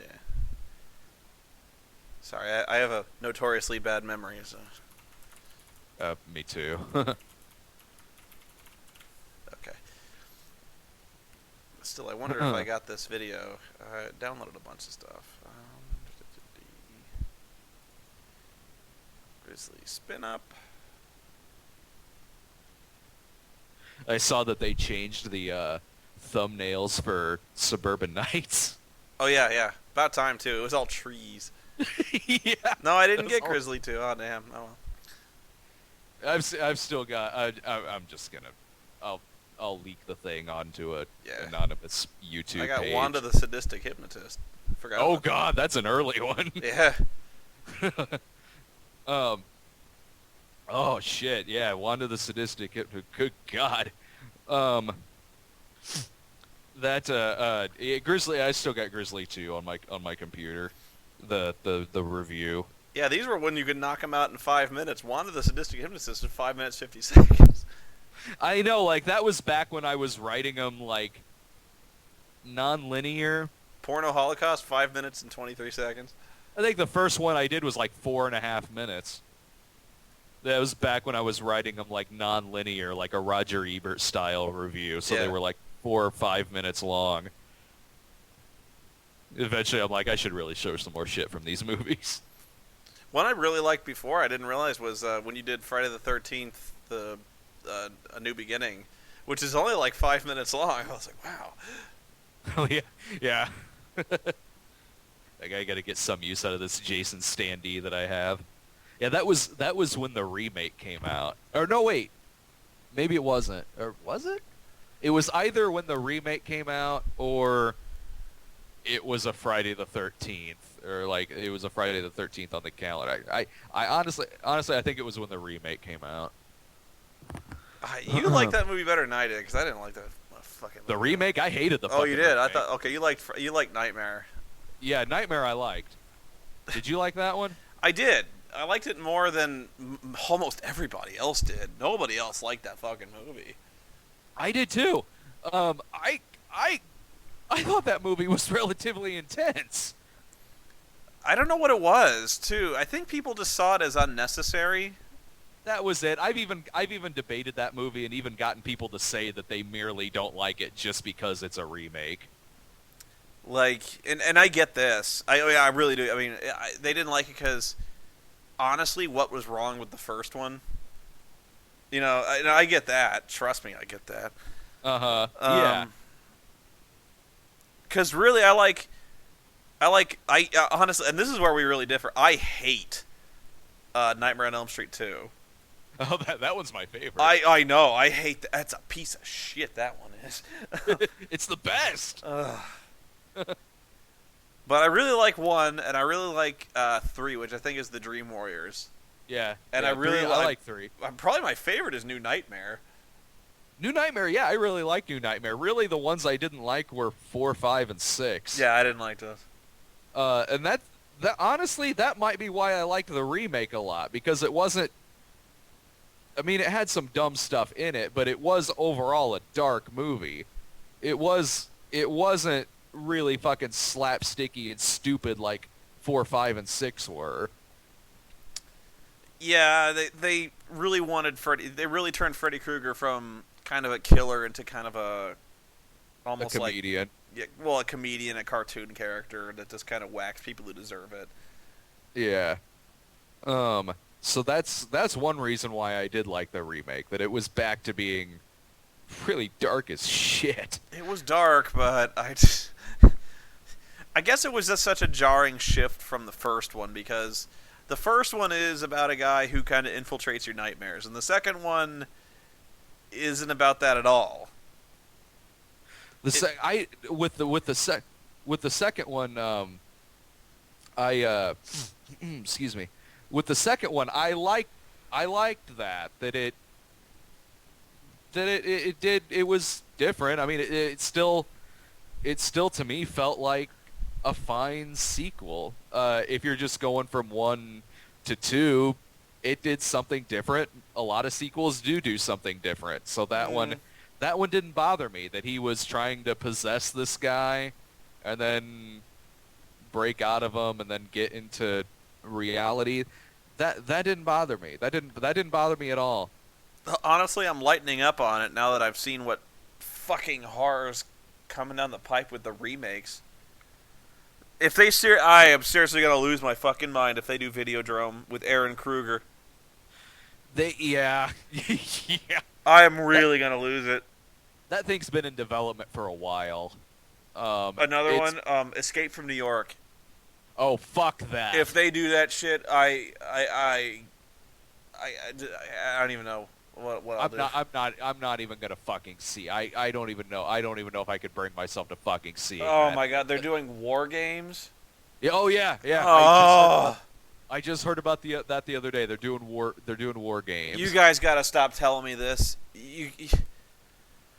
Stop! Don't even tell me this. They I remember years ago they were going to remake The Warriors, and that thankfully. Oh, don't do The Warriors, please, God! Don't do The Warriors, dude. Years ago they were going to redo The Warriors and make it like an L.A. street gang Bloods versus Crips type movie. Oh no! Like it sounded fucking bad. You know, ironically, the remake of Highlander is the one I don't have a problem with. I really don't care. The remake of Highlander, like, the only thing that I was like, oh, really? It's from the guy who did, like, the XXX movies? Alright. Because, seriously, after The Source, you could not hurt me worse. Yeah.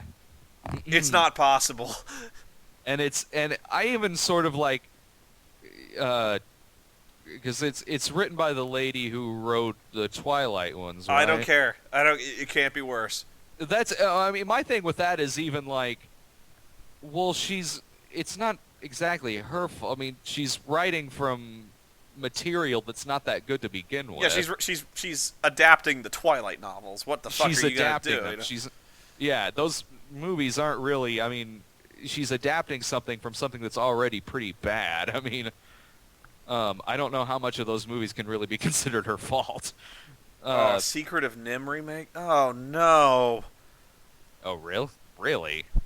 I don't buy that one, guys, but if that's true, that's bad news. I've heard about the Hellraiser one for a while. I never liked Hellraiser, so I don't care. I like the first one. There was one direct-to-video one that I liked that had Dean Winters in it that I really liked a lot. But yeah, Inferno. Yeah, I think is which one it was. Footloose. Which one was Footloose? I always get that confused with Dirty Dancing. The Kevin Bacon one. Bacon. Okay. Yeah. Footloose. Oh, come on now. You could not possibly capture the same magic that was the tractor race. Right? In Footloose, you can't. Fucking holding out for a hero? Hell yeah. That was the most intense melodramatic tractor race ever filmed. You don't. How many tractor races you seen since then? That's right, fucking zero. None, because no one can do it better. That's right. The Footloose remake is gonna go the fucking way of the Fame remake. No one's gonna fucking remember that it happened. They did Dirty Dancing. They did Havana Nights. Havana Nights, where it was a prequel. It was a prequel. It was a prequel and still had Patrick Swayze in it. You know, the one that broke me was I did a text review of it. Was Roadhouse 2. Oh, I didn't see that. You do not want to watch Roadhouse 2. Did they get a Swayze cameo in that one? No. It follows Dalton's son. Yeah. And Dalton's son is also a cooler. Or some shit. And he's fighting against Jake Busey, who's like this spoiled rich kid who's trying to like run the town. But what kills me is the fact that they actually do mention Dalton. Yeah. What's become of him? Like, you know, when shit starts getting bad, they're like, why doesn't he call Dalton? Dalton will solve this. Uh-huh. Well, it turns out that like Jake Busey's beating the shit out of Dalton too.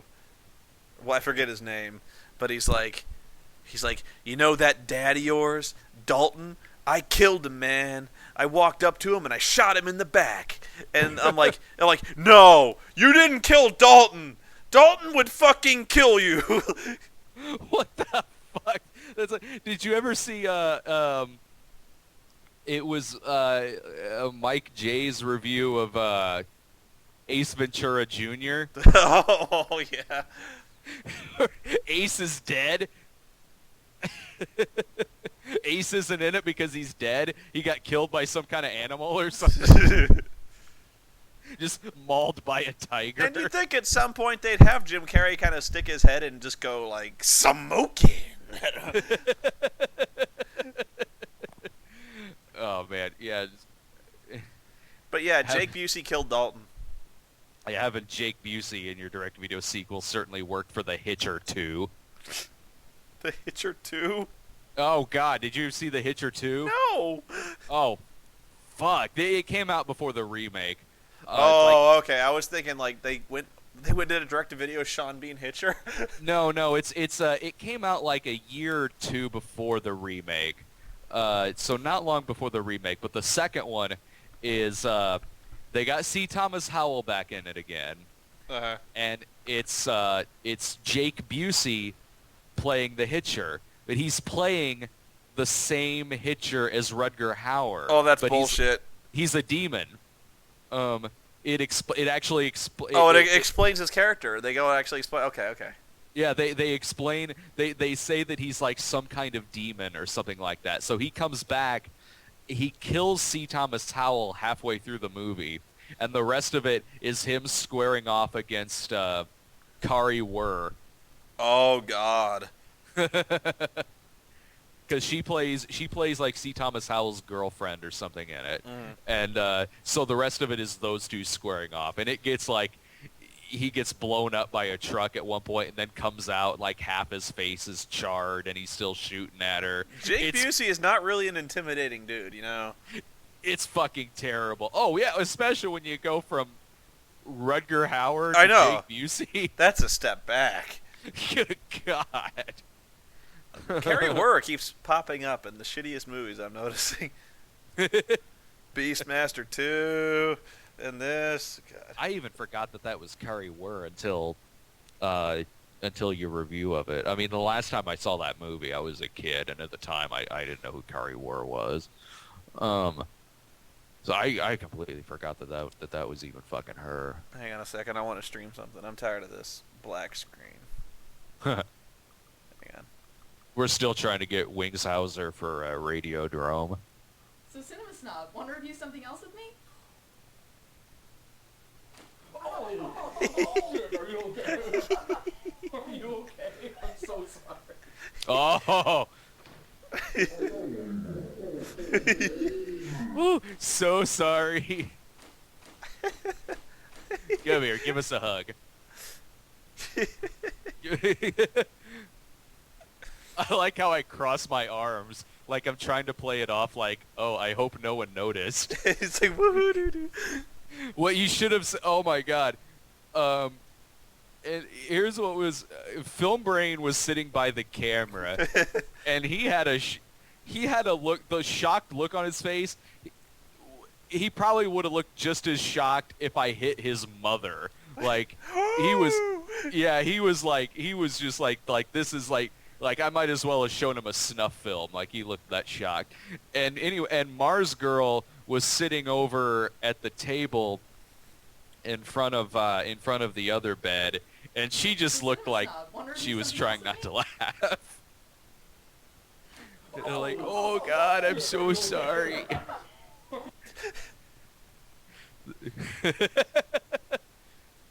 Fuck you for showing me this. I'll find something else. No, I was saying that as if I was saying that to Lupa. Fuck you for showing me. What do we review? Oh, Sherlock Holmes.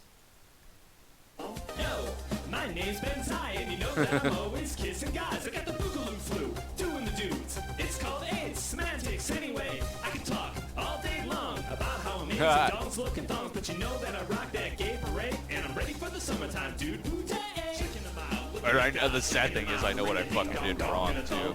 When I did it the takes before, I used my left arm. Yeah. You didn't judge the distance. Yeah, I used my left arm, which with a punch would have gone outwards, away from her face, and I don't know what I did. I maneuvered differently somehow when I was sitting. I don't know what I fucking did, but for some reason, I used my right. So, bam, right at it. Oh, God. Good stuff. I still got a ton of shit to watch. I got like 2 stacks of DVDs of stuff I haven't seen yet. I gotta watch. There's a movie called Robot. Oh yeah, I know that one. I actually got somebody posted a clip on my website of Ian McKellen in Macbeth. That Nice. was so awesome. I actually bought the DVD, and I really want to watch Ian McKellen in Macbeth. Have you watched Season of the Witch yet? No, that's probably my next one. Yeah. I got Murder by Death, which I haven't seen in just like 15 years. Oh, that's a great one. I got the Vengeance trilogy. I haven't seen Oldboy in like a year. I don't really have anything to... It's hard for me to watch movies leisurely now. Other than, well, when I go see stuff in the theater, that's a mixture of both leisure and doing it for the site. Yeah, well, it depends on the movie, but but there are like, if I realize there's some Nick Cage movie I haven't seen yet that's out on video, I'll go check that out. But there's it's hard for, since I watch so many fucking movies for the site. It's hard for me to actually kick back and just watch something leisurely anymore. That's weird. The video I'm trying to play isn't playing. Why doesn't it play? I don't know.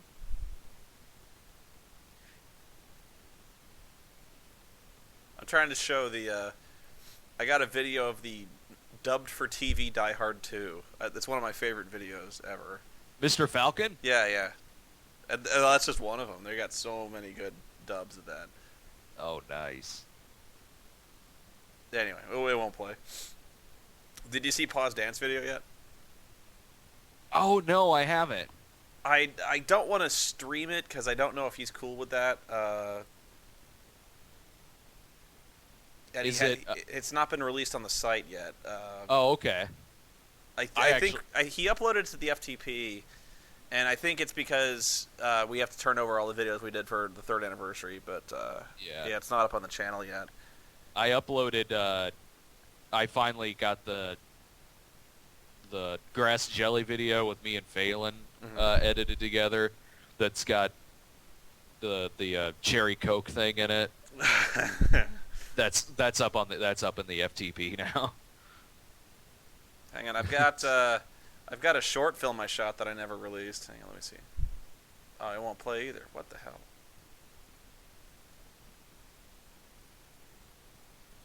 Hang on, let me see if I can play it.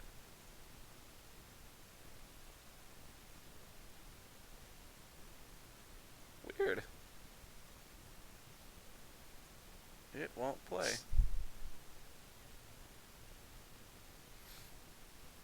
I don't know. This streaming software is picky, apparently. Yeah, I haven't streamed in a while. It's not a very good short film. Oh, I've been trying to get some of the short films from that Ryan shot that had me and some people in it. I'm trying to get copies of those so I can put those on the site because I'd rather put up his short films on the site than mine. We did. This was for a 48-hour film festival where you get 48 hours to shoot and edit a film, and it's not very good. I mean, I know you're not supposed to say that, but it's not. Oh, dude, the short one of the short films that I have is for that 48-hour film festival, and yeah, I've done a lot of stuff that's not very good. It was the story behind this one is it was really like this was kind of one of those movies where it was kind of overproduced. Yeah. It is possible to do that because they had this really expensive camera. It was one of those. It's like a Canon camera. It's like an SLR camera. It doesn't look like a video camera. It looks like a still photo camera. Yeah. It's like this $3,000 Canon camera. That if you've probably seen these commercials where they're like shooting whole features on it. They're like this whole commercial was shot on a Canon XL7 or something like that.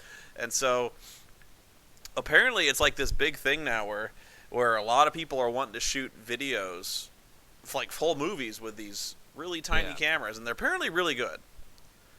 But nice. They have no sound hookup. So this guy, when he started out with this thing, he really wanted to shoot this whole movie on this Canon camera. And so he had kind of this really elaborate kind of Frankenstein shoulder rig. We had to boom all the shots, which isn't I don't even object to booming the shots, but the problem with the Canon camera was it has this absurdly narrow depth of field. Yeah. So, like, nothing was in focus. Like, every shot we did took forever to get blocked right because the guy holding the camera had to keep... There were 3 of us, basically. We were playing a squad of soldiers in Afghanistan. And so there's this scene of us kind of running over hills, dodging fire, and kind of jumping in a trench and stuff like that and shouting for backup. And the depth of field is so shallow that we're never in focus. And so there's this scene where we walk over a hill, I stop, hit my mark, and say my line. And we had to shoot this. We had to shoot this fucking scene like 5 times because every time I stopped and hit my mark, he's like, "You're too far ahead. You're too far back. You're not exactly on your mark, and you're out of focus." And I'm like 2 inches past or just before my mark, and I'm out of focus. And I'm like, "Really? Your depth of field is so shallow. I have to be like precisely on the point." And apparently I did. And nice. even when you watch the short film, I'm like the focus is still like all over the place. And so, but he just, with my camera, and my camera's not as good as his. But with my camera, you set the shit up, you get us walking in there, and the focus can handle it. Mine's the same way, and my camera is insanely freaking basic. He wasn't going for any kind of arty depth of field thing where like one guy's in focus and the stuff behind it is kind of out of focus. Like you've seen some guys do artsy stuff with depth of field, but he was not trying that. Maybe he was, like, maybe the canon does this really cool depth of field thing when your subject's in focus, but whatever. It still took, it was like a 5-minute short we shot, and it took all day. Yeah. And it shouldn't have taken all day. Yeah. Not the stuff we were doing. Uh-huh. Just stuff where we're sitting in a room talking or going over a hill talking. Just right, not that complicated. We've shot 3 pages of dialogue, and that's a wrap for today, folks. I don't know. He was also getting weird with the lenses too. Like, he had this camera with the shitty depth of field, and he was also going like, I'm gonna switch lenses for this, and like, yeah. But try my new fisheye lens. I wasn't a difficult actor. I wasn't being difficult, but the whole time I was just kind of muttering in my head like, I could have had this shot knocked out an hour ago. Like, dude, I've been in the same situations. When a buddy of mine was taking a film class, we were he put me in the video. This was maybe like 7 or 8 years ago. He put me in the video, and it was like you said. It was a scene where 5 of us are in a room. There's dialogue. There was a script. It wasn't ad-libbed or anything. There was dialogue, maybe a few pages worth of dialogue or something like that. And it took him all fucking night. In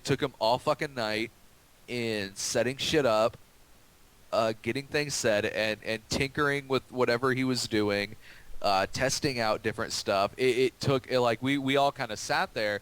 Eventually, me and, like, another dude are talking, and are like, there's no way he's going to get this project done in time, because it was for his class. There's no way he's going to get this fucking project done in time. There's no fucking way.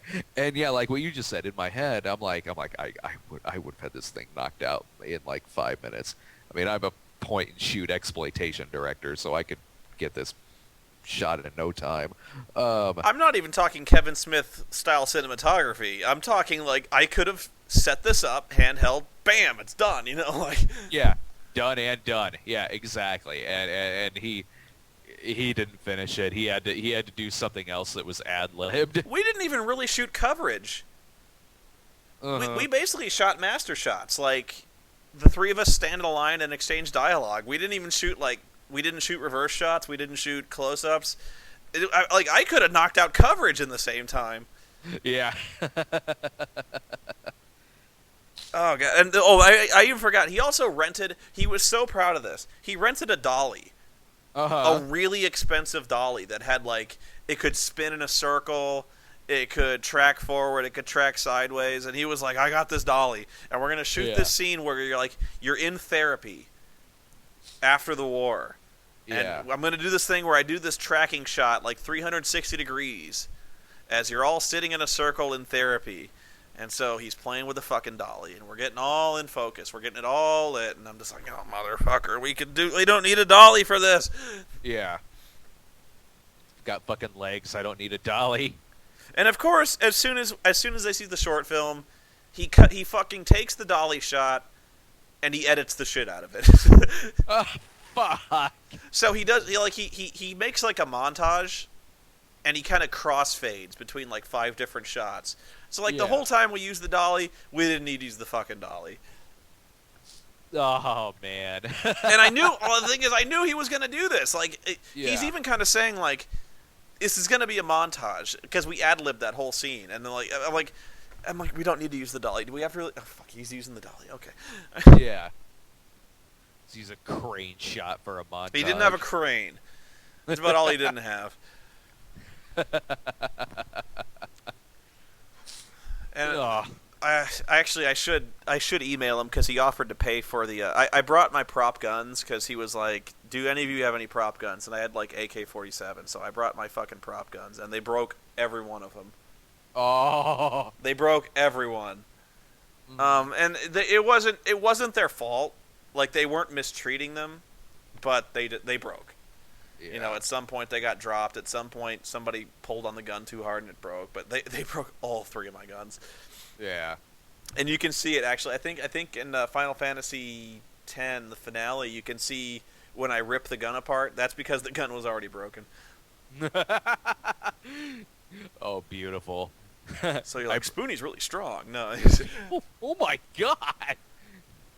He just fucking Pierre Kirby'd that gun. Bullets are expensive and hard to come by. Consider yourself lucky. Well, what the fuck is there with that line? I told you before, the fire of the dragon burns hot.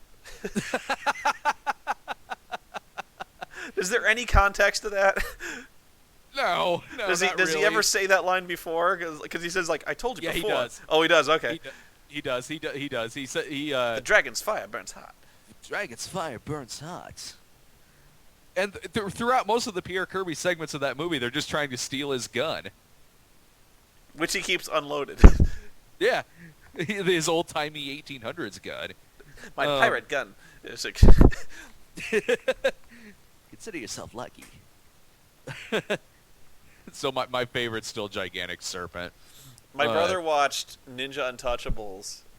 Oh, yeah. And he said it was actually really disappointing. Well, the Pierre Kirby parts are great. Yeah, he said the only stuff he cared about was the Pierre Kirby stuff, because the rest of it was just kind of boring. Oh, it is, and that's the case with a lot of them, is that the Godfrey Ho stuff will be really funny and entertaining, but the other shit will mostly be boring and kind of uninteresting. I do know some exceptions to that. There's some where both of them, like Thunder of the Gigantic Serpent. Really, I like both parts of that movie, the Pierre Kirby stuff and the Snake stuff. Mm-hmm. And the Pierre Kirby stuff in that movie is fucking great. This is fast. You better send out your armies. Dead fast. Are you waiting for the boss? I'm waiting for the boss too. Warm out today, huh, Solomon? Who is that? What's that line? I love the guy who's the villain. He's like, now they'll kneel before me. Ha! Think of the power I will have. I love that guy. Every nation will bow to my command. Bob Solomon. Oh, that's his name. He works alone. He must be pretty good. Simply put, he's the best. Think you better Of course we. Of course we should, idiot. Could Pierre Kirby take Red Brown? I think we were going to do a thing where we kind of feuded over that for a little while, and I think we dropped it. But I don't know. That's... I mean, Pierre Kirby is... Red Brown's certainly got the weaponry. Yeah, but Pierre Kirby's got the ninja skills. I was going to say, Pierre Kirby is a... I remember what I was going to do. I was going to do... people were suggesting a Deadliest Character. Pierre Kirby versus Red Brown? But no, I'm resistant to that idea just because, well, one, it'd be really hellish on the animators. And two, it's kind of obscure. Like Red Brown and Pierre Kirby. People will be like, who? Especially Pierre Kirby. Pierre Kirby was definitely a skilled fighter, skilled martial artist. Actually, I should look into that because there was somebody who was going to offer to animate the next one, and I don't have the next one written, but I could write it up really fast. Yeah. It was going to be Borg and Daleks. I had a whole list, and I think I lost the list of like future episodes. I forget what I was going to do. I think I was going to do like Robin Hood versus Darth Vader or something like that. Yeah. Nice. I had a bunch of them. I don't know. I was gonna do Superman versus Goku, but I think that one is kind of vanilla. Yeah. I think everyone kind of does Superman versus Goku. I had a bunch. Yeah, I don't know. We used to have a game that was a bunch of characters from movies, works of fiction, and stuff like that, and we would draw from the cards that would have a character, and you would have to come up with some kind of argument on why this person would win in a fight with the other characters, and the other person who didn't pick a card would be like the judge and say, okay, blah blah blah. But there were some that were really unfair, and you'd have to argue like really stupid shit. Like I'm not even kidding. Like it would be these were two of them that were in there. You would have like you would seriously have like Snake Plissken versus Sam Witwicky. Sam Witwicky can call Optimus Prime. It would step on Snake. yeah. So you'd argue that, and then there would be like seriously one of them I think was it was RoboCop versus Jones the Cat from Alien. Well, RoboCop. Well, please call RoboCop to get the cat out of the tree. And the cat runs away into an alley, and RoboCop follows the cat, and an alien chews his face off. It was actually a pretty fun game. I could do that. I could play that game. Oh yeah. Who puts Jones the cat in a fucking... They put stupid shit like that in there. There was Jones the Cat. There was Jones the Cat. There was Sam Witwicky. There was fuck what what the fuck else was there? There would be what are some annoying like Kid from Dick Tracy. Chunk from the Goonies. Yeah. Chunk from the Goonies versus Krug from Last House on the Left. Chunk, I want you to piss yourself. Pinhead from Hellraiser versus Dr. Ken versus Deep Wang. Versus Deep Wang. Exactly. This is actually a pretty fun game. I need to find that game. I need to fucking find it. Short Round versus the Punisher. Yeah. I could argue Short Round. He takes a blowtorch and burns. Because my question is, where is Short Round? Yeah. Like if he makes Punisher drink the blood of Kali, then. Yeah. Yeah, that's one thing I can't remember is the setting aspect of it. Oh, that was one of them. You actually, chat room, you got it. Duke Nukem. I was going to have Duke Nukem fight somebody, and I was actually going to see if I could get John St. John to voice it, but I don't know. Duke Nukem versus Bubsy. Bubsy the cat. I'm going to rip off your head. I don't know who I had I think I had initially, like, Duke Nukem penciled in against, like, I want to say RoboCop, but I don't think it was RoboCop. The two characters I said would never be in Deadliest Character were Dr. Insano and Batman. You can never... Batman will never be in Deadliest Character if I do a second one. Yeah. Because that's always the question, is Batman with prep time versus anybody. Yeah. Because that's the question is Batman wouldn't win against anybody. It's Batman with prep time. Yeah, exactly. Because that's always the debate: is if Batman has time to prepare, he can beat anybody.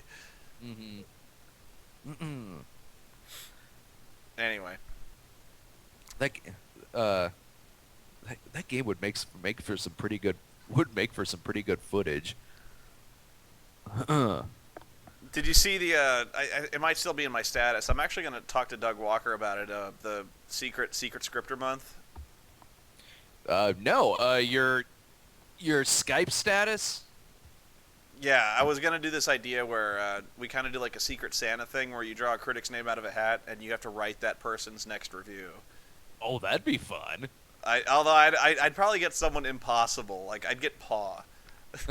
And I'm like, I don't know shit about music. Uh-huh. I'd be like, I'd probably just make Paw. And the thing is, I could see such potential for abuse in that where I'd be like, somebody writes a video where I'm like, I'm Spoony and I eat my own poop. Really, I have to read this? There's like 8 pages of this shit. I have been to the proletariat area and have consorted with prostitutes. That would be fun. But yeah, you're right. I would be like, oh crap, I got Todd in the Shadows. Worst songs from 1985. I can't do this. I like all of these songs. I'd probably just do like if I got Todd in the Shadows, I'd be like, we're gonna do a Kenny Loggins marathon. Fuck you, Todd. You're gonna review Danger Zone and like it. It's all Tears for Fears all the time. He likes Tears for Fears. I fucking love Tears for Fears. I'm surprised. I didn't know he liked them. No, I'd make Todd. If I was gonna do something to punish Todd, it would be Grease.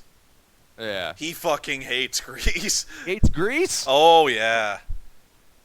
Oh dude, he hates it. He hates it good. Man. I like Grease. I know I'll change his theme song to Disco Duck. I remember he put that as like the worst song of whatever year that song came out. Oh yeah. Anyway, I think that's my cue. Yeah, I think I got a crash too. Anyway, thanks for coming. Thanks for talking about it. And yeah, just you've got the sound file, so you can edit and post it whenever you want. Oh yeah, totally. I'll work on that this weekend. But yeah, if I can, yeah, anytime you want to do that again or shoot the shit and stuff, just shoot me a message. Yeah, cool. No problem, man. All right, buddy. Have a good weekend. You too. Later.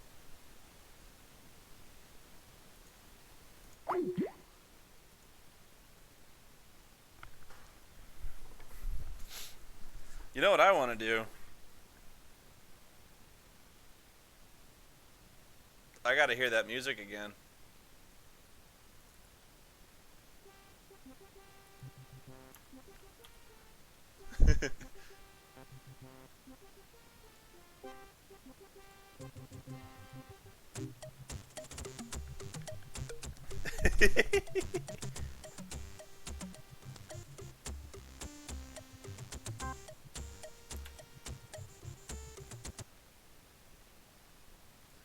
Oh, God.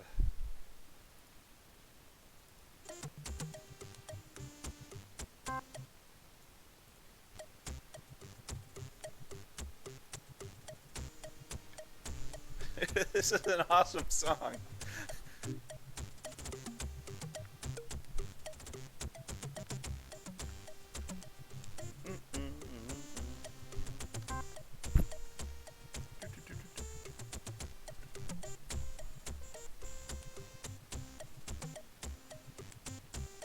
I seriously need to like make a track of this and loop it because I love this shit. Can anyone find if this is like downloadable somewhere, the Castles theme? Because I could record it myself, I'm just lazy.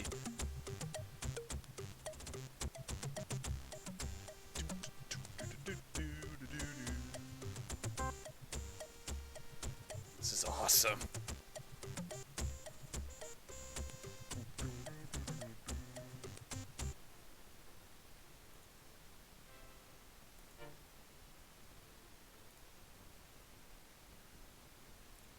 Oh, they're repeating this plot. I didn't know this was gonna happen.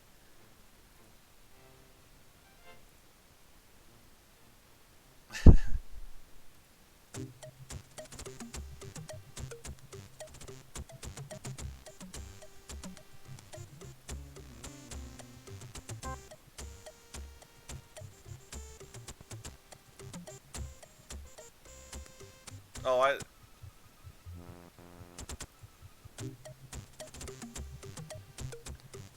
see, I've got a save over here, but it was a ways back.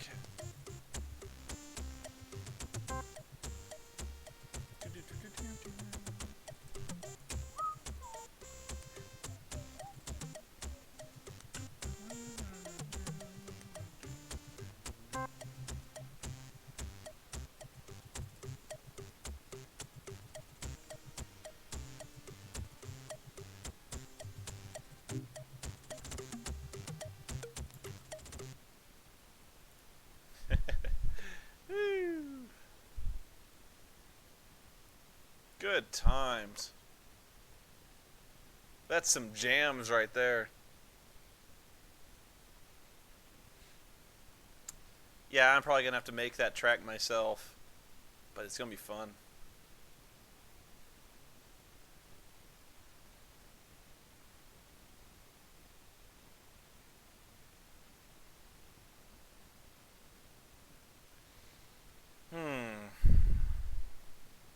They don't have the soundtrack on GOG.com because there's really only the one song. There's like the main theme and the castle building music.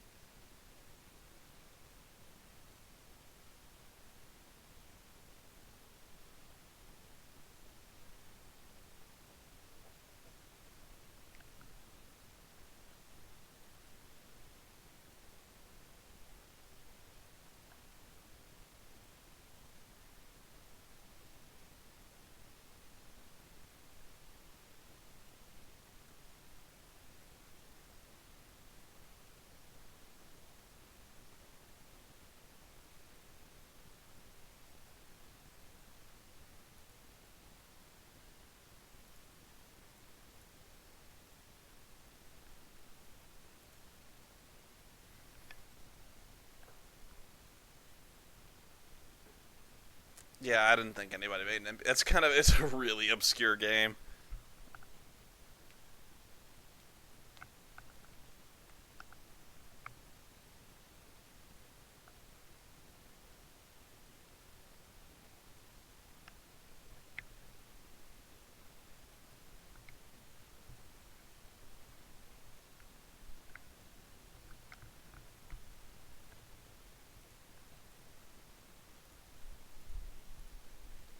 That's gonna be the song I hear in my head. It's gonna be my own personal soundtrack as I'm walking down the street.